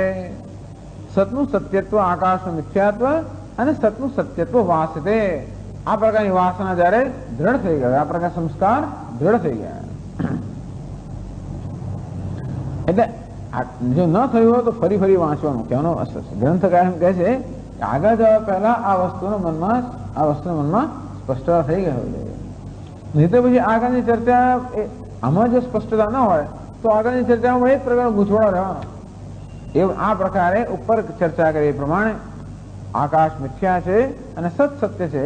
આ વસ્તુ જયારે સ્પષ્ટ થઈ ગઈ પછી ન્યાય અને એના બસ હવે જે ન્યાય કહેવાનો છે એના વડે વાયવાદેહે સદ્વસ્તુ પ્રવિવિચ્યતામ. વાયવાદેહે વાયુ અને બીજા બધા જે તત્વો છે એની સાથે જે સદવસ્તુ છે એ બંનેનો વિવેક કરી લો. કોઈ કરશે નહીં તો આપણે કહી દો બાકીનું કરી લો તમે. પણ જરાક આપણે કહી તો દીધું પણ થોડી મુશ્કેલી નડે છે. એમણે તો બસ આ રીતે વાયુ અને સતનો વિવેક કરી લો. જેમ આકાશે સતનો વિવેક કર્યો એમ વાયુ અને સતનો વિવેક પણ કરી લો. તો પ્રશ્ન થયો નનુ આકાશ કાર્યસ્ય વાયો અકારણભૂતેન સદ્વસ્તુના તાદાત્મ પ્રતિ અયોગાત સતો વિવેચનમ અપ્રયોજકમ. પ્રશ્ન કહે છે કે આપ કહો છો કે વાયુ અને સતનો વિવેક કરી લો, તો વાયુ અને સતનો વિવેક કેમ થાય? એ બે ક્યાં ભેગા છે? આકાશ અને સત તો જાણે એક સાથે હતા, કારણ કે સત કારણ હતું, આકાશ કાર્ય છે. આ માટી કારણ છે અને ઘડો કાર્ય છે. એટલા બધું ઉપાદાન કારણ અને કાર્ય હંમેશા ભેગા હોય અને તેથી આપણને માટી અને ઘડાનું વિવેચન કરવામાં આવે, સમજી શકાય. વિવેચન કરવું ક્યારે કહેવામાં આવે? જ્યારે બંને એક લોકસમાં અર્થાત એક જ સ્થળે હોય ત્યારે. પણ સત કઈ હોય? પણ વાયુનું કારણ તો સત નથી. સત શેનું કારણ છે? આકાશનું કારણ છે. અને વાયુનું કારણ તો આકાશ. તો આકાશ ને વાયુનો વિવેક કરવાનો કોઈ સમજી શકાય, કારણ આકાશ ઉપાદાન કારણ છે, વાયુ એનું કાર્ય છે. તો સત તો બી ઉપાદાન કારણ વાયુનું છે નહીં. અને જે ઉપાદાન કારણે સત ન હોય તો પછી વાયુ ને સત એક સાથે સંભવી ના શકે, હોય નહીં. અને તો પછી બેનો વિવેક કેમ કરવો? સદ વસ્તુના તાદાત્મ્ય પ્રતીતિ અયોગાત. એવું થાય છે કે તાદાત્મ્ય પ્રતીતિ થાય છે. જેમ આ માટી આ ઘડાનું ઉપાદાન કારણ હોવાના કારણે માટી અને ઘડાના તાદાત્મ્યની પ્રતીતિ થાય છે. દ્રષ્ટિ જુદી વસ્તુ છે પણ પ્રતીતિ થાય છે. પ્રતીતિ શું થાય છે કે માટી અને ઘડો એક જ હોય એ પ્રકારની પ્રતીતિ થાય છે. અને તે રીતે સત આકાશનું કારણ હોવાને કારણે સત અને આકાશ એક હોય એવી પ્રતીતિ થાય. અને તેથી એ વિવેક આપણે કરી શક્યા કે સત અને આકાશની એક પ્રતીતિ, એક તાદાત્મ્યની પ્રતીતિ થતી હોવા છતાં પણ સત સત્ય છે, આકાશ મિથ્યા છે. આમ સત અને મિથ્યા, જ્યાં મિથ્યા હોય ત્યાં સત્ય હોવું જોઈએ. સત વગર ક્યારે મિથ્યા સમાવી શકે નહીં. મિથ્યા એને જ કહેવાય જેની કોઈ સ્વતંત્ર સત્તા નથી. જેમ ઘડાની સ્વતંત્ર સત્તા નથી. ઘડાની સત્તા માટીને કારણે છે. માટે આપણે કે ઘડો મિથ્યા છે, માટી સત્ય છે. અને તે રીતે સત અને આકાશનો વિવેક કર્યો કે આકાશની કોઈ સ્વતંત્ર સત્તા નથી, ત્યારે સતની સ્વતંત્ર સત્તા છે. પણ હવે આપ તો કહો છો કે એ જ નિયમ પ્રમાણે વાયુ અને સતનો વિવેક કરી લેવાનો, પણ સત તે ઉપાદાન કારણ વાયુનું છે નહીં અને માટે બંનેનું તાદાત્મ્ય હોય નહીં. અને તેથી વાયુ અને સતની તાદાત્મ્ય પ્રતીતિ ન થતી હોય તો પછી વિવેક કેમ કરવો? વિવેચનમ અપ્રયોજકમ. તો એનું વિવેચન કેમ? ટૂંકમાં તાદાત્મ્ય પ્રતીતિ એ વિવેચનનું પ્રયોજક છે. જો આપ આની પારિભાષિક શબ્દોમાં કહીએ તો વિવેચનનું પ્રયોજક કોણ છે? તાદાત્મ્ય પ્રતીતિ. તાદાત્મ્ય પ્રતીતિ એટલે બંને વસ્તુ એક સાથે પ્રતીત થતી હોય ત્યારે વિવેક કરવાનો પ્રશ્ન ઉપસ્થિત થાય. વિવેક કરવાનો પ્રશ્ન જ ક્યાં ઉપસ્થિત થાય? બે જુદું જ દેખાતું હોય કે બે સાથે ન દેખાતા હોય તો વિવેક કોને કહેવાય? છૂટા પાડવા. છૂટા પાડવાનો ક્યારે પ્રશ્ન આવે? બે ભેગા થઈ ગયા હોય ત્યારે. અને એવું બે ભેગા થયા હોય એવી પ્રતીતિ થતી હોય તો જ તેને છૂટા પાડવાનો પ્રશ્ન આવે. આમ અગ્નિ અને પેલો લોખંડના ગોળો એ બંને તાદાત્મ્યની પ્રતીતિ થતી હોય ત્યારે એ બેને જુદા કરવાનો પ્રશ્ન આવે. તો અગ્નિ ત્યાં હોય અને લોખંડ ત્યાં હોય, એ બે તાદાત પ્રતીત તો બે જુદા કરવાનો પ્રશ્ન જ નથી. હવે અગ્નિ લોખંડ જુદા કરવા જુદા છે જ, કારણ કે બેને તાદાત્મ્ય છે નહીં. બેનું તાદાત્મ્ય થઈ ગયું હોય તો જ હંમેશા બેને વિવેચન કરવાનો પ્રશ્ન જ નથી. એ તાદાત્મ્ય પ્રતીતિ એ વિવેચનનું પ્રયોજક છે. પણ વાયુ અને સતની તાદાત્મ્ય પ્રતીતિ ન હોવાને કારણે એ બે વિવેચન કેમ કરવું? ઇતિ આશંક્ય સાક્ષાત સંબંધ અભાવે બી પરંપરાયા સંબંધ અસ્તિ. એ કે તમારી વાત સાચી છે અને છતાં પણ સાક્ષાત સંબંધ નથી. આ સાક્ષાત એ આ વાયુનું સાક્ષાત ઉપાદાન કારણ નથી, પણ પરંપરાએ ઉપાદાન કારણ. આમ વાયુનું ઉપાદાન કારણ કયું? આકાશ. આકાશનું ઉપાદાન કારણ કયું? સત. અને તેથી સત ભલે સાક્ષાત વાયુનું ઉપાદાન કારણ નથી, પણ પરંપરાયા વાયુનું ઉપાદાન કારણ હોવાને કારણે એ બે જરૂર એક સાથે છે અને માટે બંધુનો વિવેક થઈ શકે.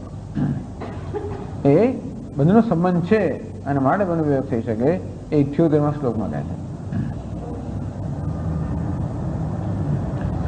સદ્વસ્તુન્યેક દેશસ્થા માયા તત્રૈક દેશગમ વિયત્તત્રાપ્યેક દેશ ગતો વાયુ પ્રકલ્પિતઃ.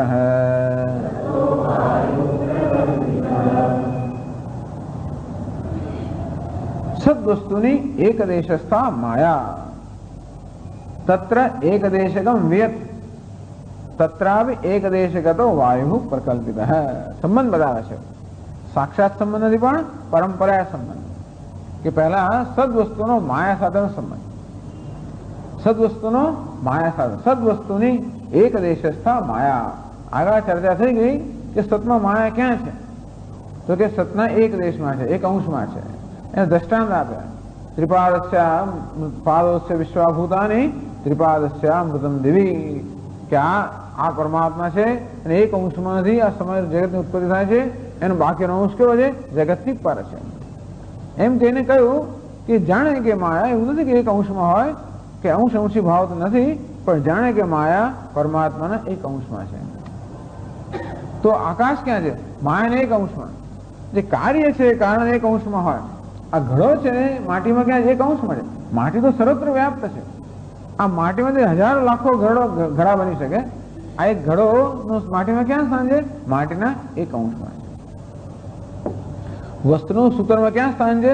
સૂતરના એક અંશમાં વસ્ત્ર છે. એમ કહેવાય સૂતરમાં સર્વત્ર વ્યસ્ત નથી. કેમ? કારણ કે સૂતર વસ્ત્ર વગર પણ સૂતર હોઈ શકે, સૂતર વગર વસ્ત્ર ના હોઈ શકે, વસ્ત્ર વગર સૂતર હોઈ શકે. અને માટે આ વસ્ત્ર છે સૂતરમાં કાર્ય છે જે ઉપાદાનના કારણના એક અંશમાં હોય. આ વસ્ત્ર સૂતરના એક અંશમાં, આ ઘડો છે માટીના એક અંશમાં છે. અંતે રીતે માયા કારણ છે, આકાશ કાર્ય છે. અંતેથી આકાશ માયાના એક અંશમાં એટલા માટે કે માયામાં બીજી ઘણી બધી સંભાવનાઓ છે. આકાશ તો એક જ માટીમાં તે ઘડો જ ના બને, માત્ર મતલબ શકોરા બને, મતલબ ઘણી હજાર લાખો કોડિયાઓ બને. અંતેથી ઘણું બધું બને માટીમાંથી. એટલે આ ઘડો માટીનો માત્ર એક અંશ જ, માટીના એક અંશમાં છે. અંતે માયામાંથી ઘણી બધી વસ્તુ બને આકાશ ઉપરાંત એ હોવાને કારણે આકાશ માયાના એક અંશમાં છે. તો આકાશ ઉપાદાનના કારણે છે વાયુ કાર્ય છે, તો વાયુ આકાશમાં એક જ અંશમાં છે. અંતેથી ટૂંકમાં આકાશમાં જે પોટેન્શિયલ કે સંભાવના રહેલી છે એનો એક અંશનો જ ઉપયોગ કરીને વાયુની ઉત્પત્તિ થઈ. વાયુમાં જે ઇન્ફિનિટ પોટેન્શિયલ, અનંત સંભાવના રહેલી છે એમાંની એક અંશ સંભાવનામાંથી આકાશ જન્મે. પરમાત્મા જે અનંતતા રહેલી છે એના એક અંશમાંથી આ માયા, માયામાં જે અનંતતા રહેલી છે એના અંશમાંથી આકાશ ઉત્પન્ન થયું. આકાશમાં અનંતતા રહેલી છે એને એક અંશમાંથી વાયુ ઉત્પન્ન થયો. આ રીતે કારણમાં અનંતતા રહેલી છે અને એ જ કારણ જે કાર્યમાં પરિણમે ત્યારે સીમિત બની ગયું. એ જ માટી આ ઘડામાં પરિણમે ત્યારે ઘડા પૂરતી સીમિત બની ગઈ. એ જ આપણે કહીએ કે ઘડો માટીના એક અંશમાં છે. માટીમાં કોઈ સીમા નથી, ઘડો સીમિત છે. તત્ર એક દેશગમ વેદ અંતે રીતે અચ્છા અને તત્રાપ એક દેશગતો વાયુ અને વેદ આકાશના એક દેશમાં વાયુ પ્રકલ્પિત. આ બધી આ સર્જન એટલે શું? કલ્પના. જેમ ઘડાનું સર્જન એટલે શું? માટીમાં થયેલી કલ્પના. ઘડો શું છે? માત્ર ખ્યાલ છે. ઘડો નામનો કોઈ પદાર્થ નથી. પદાર્થ કયો છે? માટી જ છે. ઘડો શું છે? એ ખ્યાલ છે. ઘડા નામનો કોઈ પદાર્થ નથી. જેનું વજન છે કયો પદાર્થ છે? માટી. ઘડો ખ્યાલ છે. અંતે રીતે કાર્ય શું છે? ખ્યાલ છે. કારણ શું છે? સત્ય છે. અને આ રીતે પ્રકલ્પિત વાયુ પ્રકલ્પિત. આ ઘડો જેવી રીતે માટીમાં પ્રકલ્પિત છે, અંતે રીતે પરમાત્મા માયા પ્રકલ્પિત છે, માયામાં આકાશ પ્રકલ્પિત છે, આકાશમાં વાયુ પ્રકલ્પિત છે. આ રીતે સર્જન થાય છે. આમાં બતાવે છે કે સત અને વાયુનો સંબંધ છે. જેમ સત અને આકાશનો સાક્ષાત સંબંધ છે કારણ અને કાર્યરૂપમાં, અંતે રીતે સત પણ એટલે કે દાદા ગુરુ, ગુરુ અને દાદા ગુરુ. આ સત શું છે? દાદા કારણ કહેવાય. એટલે સીધું કારણ નથી, પરંતુ સત એટલે વાયુ શું ઉત્પન્ન થયું? આકાશ નથી. આકાશનું કારણ સત. આ રીતે પરંપરા સત અને વાયુનો સંબંધ બનાવ્યો, જેથી આપણે બંનેનો વિવેક કરી શકીએ. અચ્છા,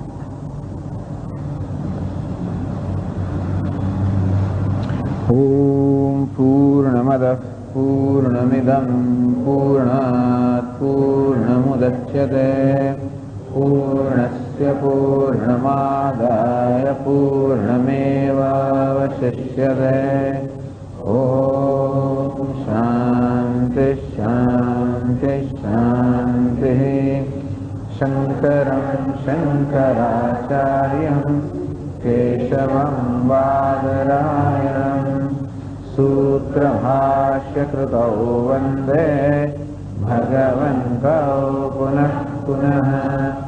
ઈશ્વરો ગુરુરાત્મેતિ મૂર્તિભેદવિભાગિને વ્યોમવદ્વ્યાપ્તદેહાય દક્ષિણામૂર્તયે નમઃ. ઓમ શાંતિ શાંતિ શાંતિ. હરિ ઓમ શ્રી ગુરુભ્યો નમઃ. હરિ ઓમ. શ્લોકથી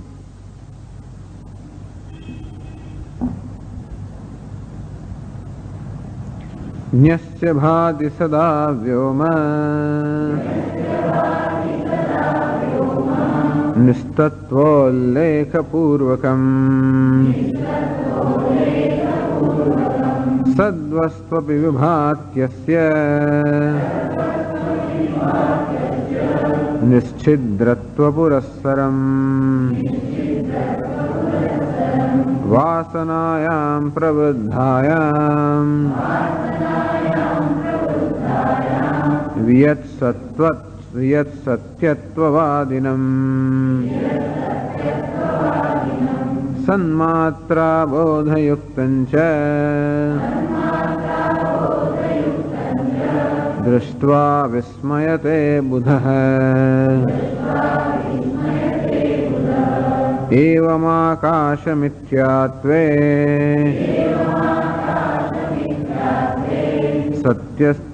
सत्यत्वे च वासिते न्यायेनानेन वायवादेः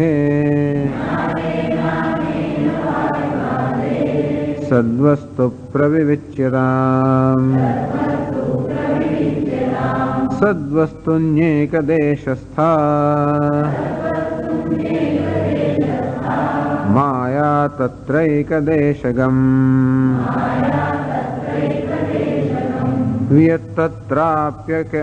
वियत्तत्राप्येकदेश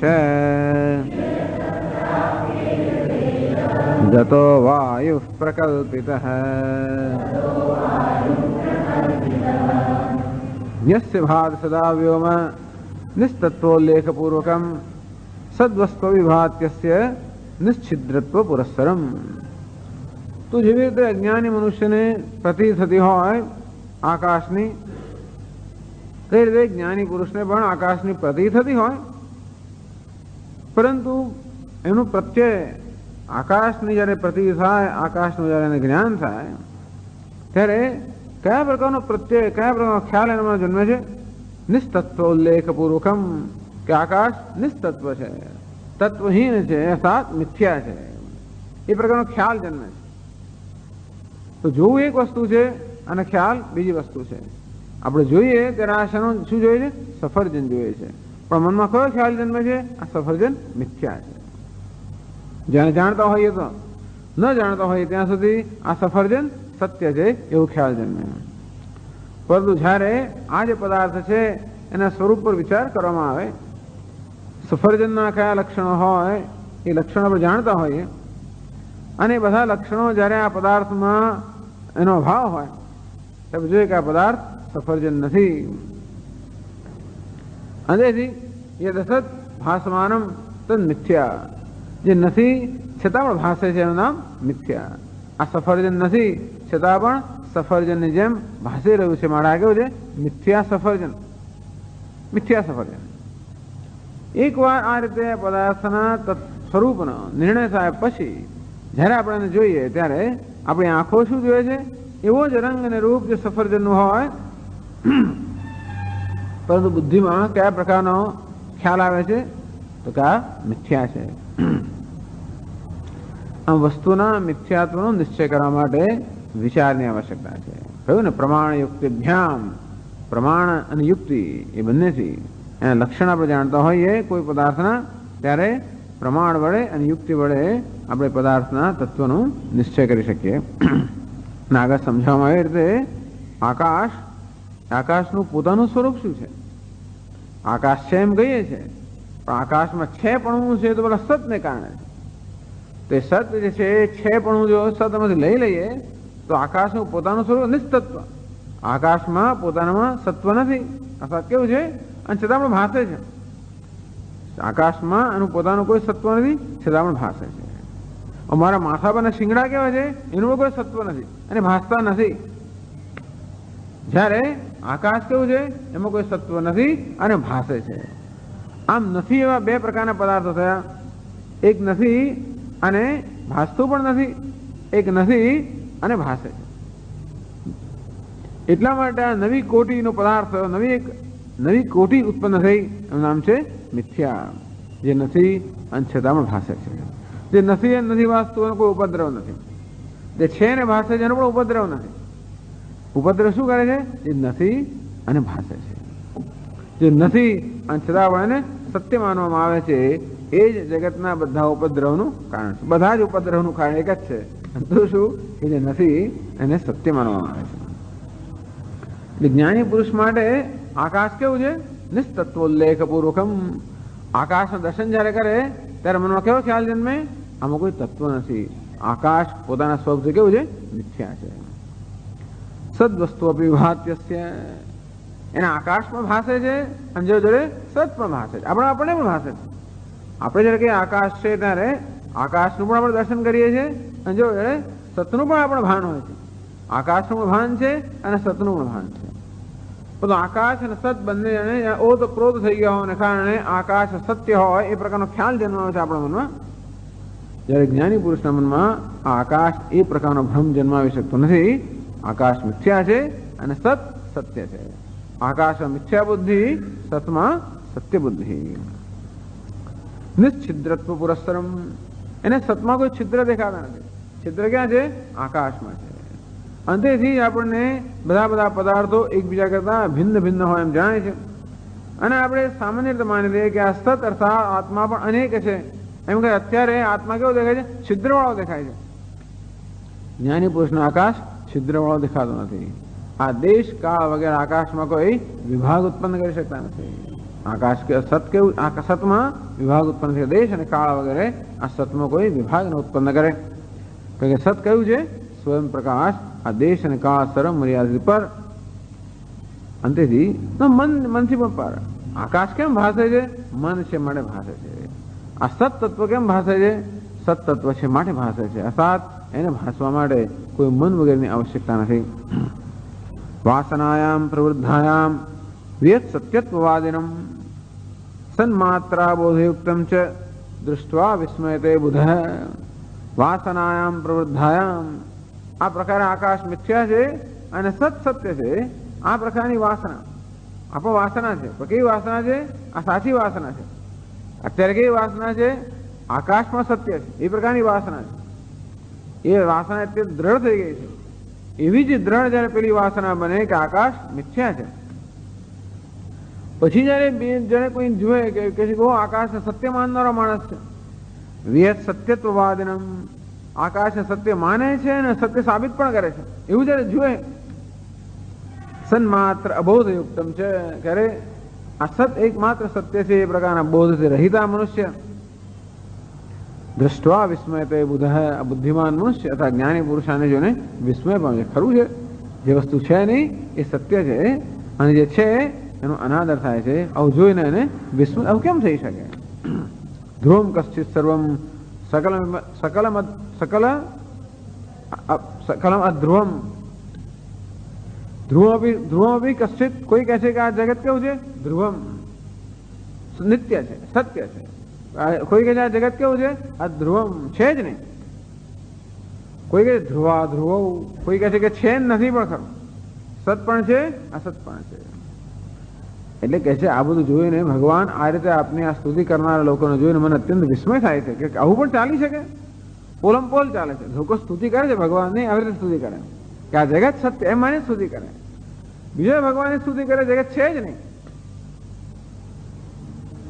આવું જો ચાલી જતું હોય તો પછી હું ગમે તે સ્તુતિ કરું મને વાંધો નથી. એટલે કહે છે કે તો પછી મારી મુખરતા અને અર્થાત મારી વાચાળતાને કોઈ પ્રકારનો સંકોચ નથી. નહીં તો હું વાચાળતા મારી બંધ કરી દઉં, પરંતુ મારી વાચાળતાને કોઈ સંકોચ કેમ નથી? હું જયારે જોઉં છું કે આવું બધું પણ ચાલે છે અને તો પછી ગમે તે સ્તુતિ હું કરું તો વાંધો નથી. એટલે આ રીતે કહે છે કે આ જયારે જોઈએ કે હું આ જગતને સત્ય માને છે ત્યારે એ મનુષ્યને વિસ્મય થાય છે. બુદ્ધિમાન મનુષ્યને, જ્ઞાની પુરુષને વિસ્મય થાય છે. એવમ આકાશ મિથ્યાત્વે સત સત્યત્વે છે વાસિતે. આમ આકાશ મિથ્યા છે અને સત વસ્તુ સત્ય છે આ પ્રકારનો વાસિતે, આ પ્રકારનો જયારે નિશ્ચય દ્રઢ થઈ ગયો હોય, અર્થાત વાસિતે, વાસના કોને કહેવાય? જે વસ્તુ પ્રયત્ન વગર થતી નામ વાસના.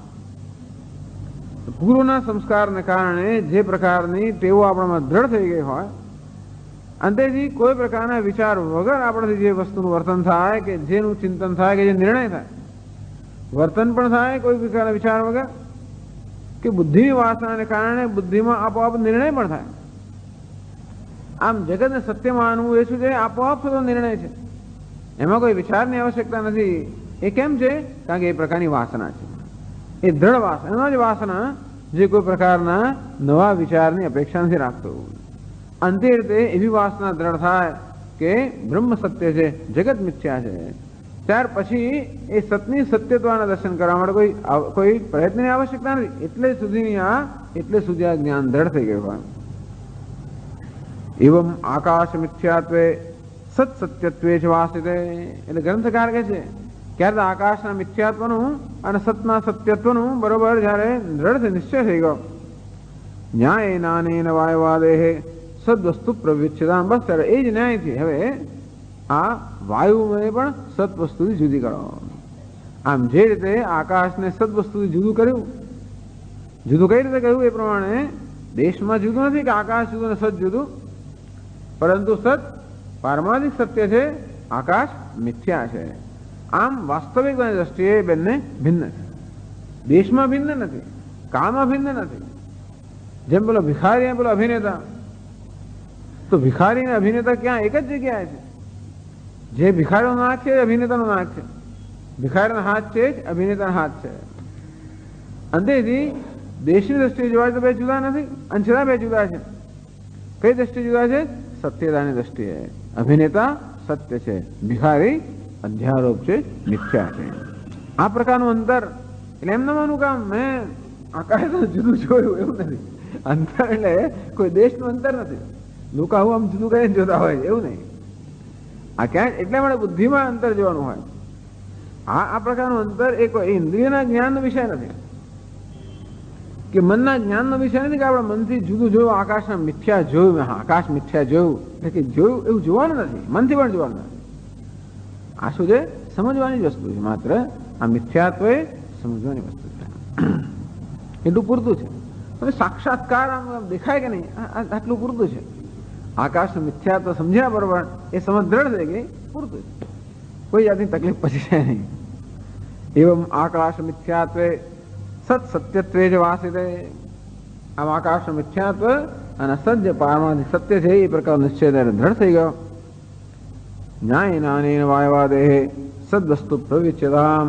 એ જ પદ્ધતિથી આ વાયુ અને સતનો વિવેક કરવો જોઈએ. ત્યારે પ્રશ્ન કર્યો કે વાયુ અને સતનો વિવેક ક્યારે થાય? વિવેક એટલે જુદા પડવા. જુદા પડવાનું ક્યારે થાય? બે વસ્તુ ભેગી હોય ત્યારે. એટલે જુદા પડવાનો પ્રશ્ન આવતો નથી. આ માટીને ઘડાનો વિવેક થઈ શકે, કારણ માટીને ઘડો એક જગ્યાએ છે, એક સ્થળમાં છે, માટે બેને જુદા પડવાનો વિવેકનો પ્રશ્ન છે. પણ વાયુ અને સત ક્યાં ભેગા છે? આકાશ અને સત ભેગા છે, કારણ કે આકાશ સતનું કાર્ય છે. ના, કાર્ય કારણ ભેગા હોય, પણ વાયુ કોઈ સતનું કાર્ય નથી. એટલે વાયુ અને સત કેવું ભેગા હોય? જો ભેગા ના હોય તો પછી વિવેચન કેમ થાય? એટલે બંનેનો સંબંધ હોવો જોઈએ, તો જ આ વિવેચનનું પ્રયોજક કયું. વિવેચનમ અપ્રયોજકમ. તો બંનેનો યોગ ના હોય, સંબંધ ના હોય તો બેનો વિવેક કરવાનો પ્રશ્ન જ નથી ને. બે વસ્તુ ભેગી હોય તો જ વિવેકનો પ્રશ્ન છે. અને પહેલા તો આપણે એ સિદ્ધ કરવું પડે કે સત અને વાયુ એક સ્થળે છે, પછી એના વિવેકનો પ્રશ્ન આવે. એટલે કહ્યું 78 શ્લોકમાં, સદવસ્તુન્યેક દેશસ્થા માયા તત્રૈક દેશગમ વિયત તત્રાપ્યેક દેશ ગતો વાયુ પ્રકલ્પિત. તો કે પરંપરા સંબંધ છે, સાક્ષાત સંબંધ નથી પણ પરંપરા સંબંધ છે. ઋષિ આપણે કયા ગૌત્ર? કશ્યપ ગોત્રના છે. સીધો સંબંધ કયો? સાક્ષાત સંબંધ નથી, પરંપરા સંબંધ છે. તેવી રીતે વાયુ અને સતને પરંપરા સંબંધ છે. કઈ રીતે? તો કે આ સત જે છે એ આકાશનું કારણ છે, આકાશનું કાર્ય છે. કાર્ય હંમેશા કારણના એક દેશમાં રહેલું હોય, કારણ કે કારણની બધી જ મહત્તાઓ કે કારણ બધા જ ગુણો કાર્યમાં નથી આવતા. આ માટીના એક દેશમાં ઘડો રહેલો છે, એમ કહેવાય કે માટીના કેટલાક ગુણો ઘડામાં આવ્યા છે, બધા જ ગુણો ના આવે. માટીમાં તો બીજી બધી પદાર્થો બનવાનું પણ સામર્થ્ય છે. એટલે માટીમાંથી બીજું બની શકે, ચકોર બની શકે, ગમે તે બની શકે. એટલે માટીમાં બધા પ્રકારની સંભાવનાઓ છે, એમાંની કેટલીક સંભાવનાઓ જ માત્રામાં આવેલી છે. એ દ્રષ્ટિએ આપણે કહીએ કે આ ઘડો માટીના એક દેશમાં છે, એક અંશમાં છે. ઘડો માટીના એક અંશ જે છે એ એટલે એક અંશનું જ માત્ર એમાં અનુવૃત્તિ છે. અંતે રીતે આકાશ એ સતનું કાર્ય છે, સતમાંથી ઉત્પન્ન થયું, માટે કહેવાય સદ વસ્તુની એક દેશસ્થા માયા.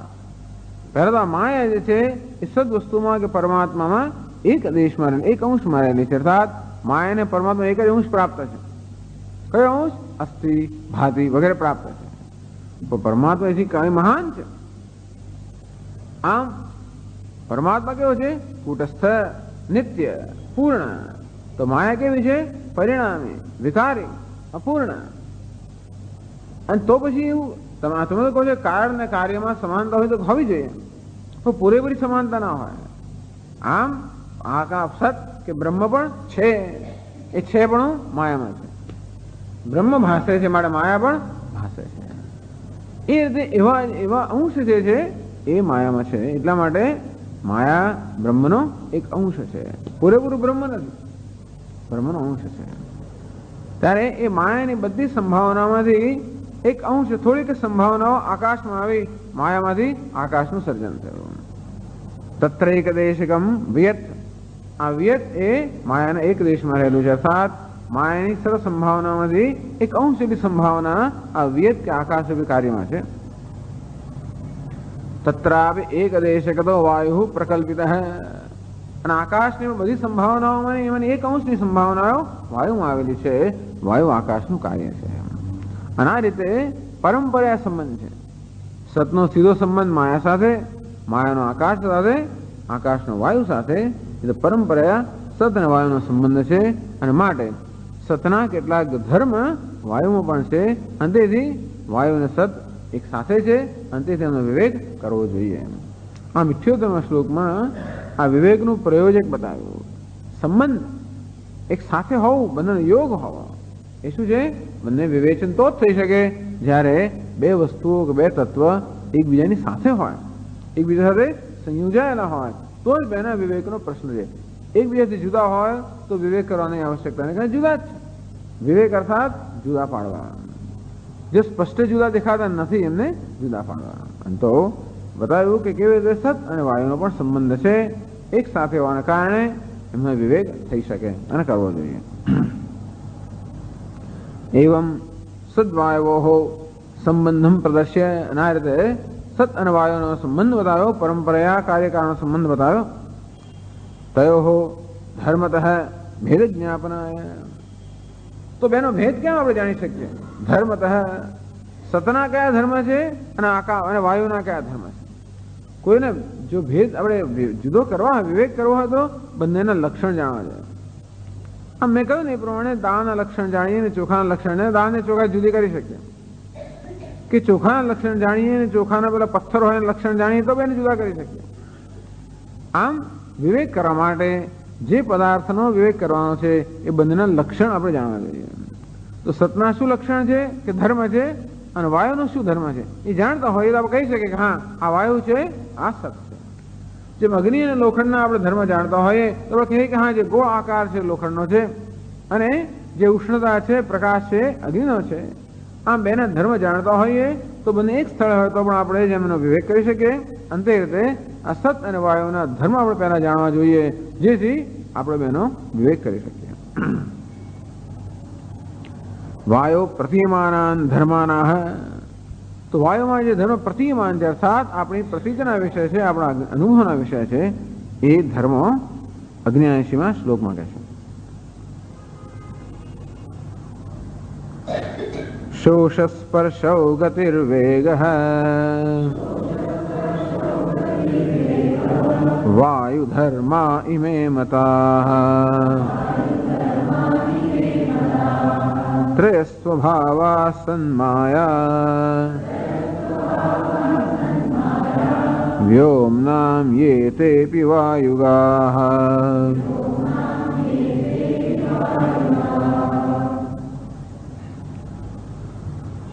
શોષસ્પર્શૌ ગતિર્વેગઃ વાયુ ધર્માઃ ઇમે મતાઃ. આ ચાર વાયુના ધર્મ છે. દરેક પદાર્થ, દરેક તત્વના પોતાના ધર્મ હોય. આ વાયુનો એક ધર્મ છે શોષણ કરવું. વાયુ શું કરે છે? શોષણ કરે. સ્પર્શ એ પણ વાયુનો ધર્મ છે. વાયુનો સ્પર્શ કરી શકાય, અથવા તો વાયુને સ્પર્શથી આપણે અનુભવી શકીએ. ગતિ વાયુ ધાતુ, શબ્દ વા ધાતુમાં મને છે. વાનો અર્થ જે ગતિમાં છે, વાનો અર્થ જ ગતિ, અને તેથી સતત જે ગતિમાન છે નામ વાયુ. એટલે ગતિ એ પણ વાયુનો ધર્મ છે. અને વેગ, વાયુમાં વેગ પણ છે, વસ્તુને ઉડાડી મૂકે. આ રીતે વાયુ ધર્મા ઇમે મતાઃ. આ વાયુના ધર્મ માનવામાં આવ્યા છે.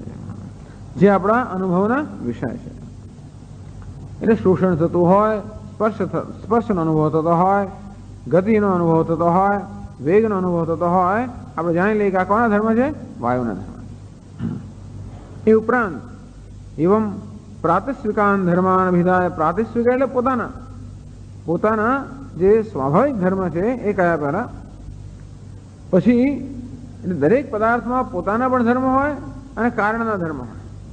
આમ ઘડામાં પોતાનો પણ ધર્મ હોય અને માટી જે કારણ છે એના પણ ધર્મ હોય. ઘડાનો પોતાનો ધર્મ શું છે?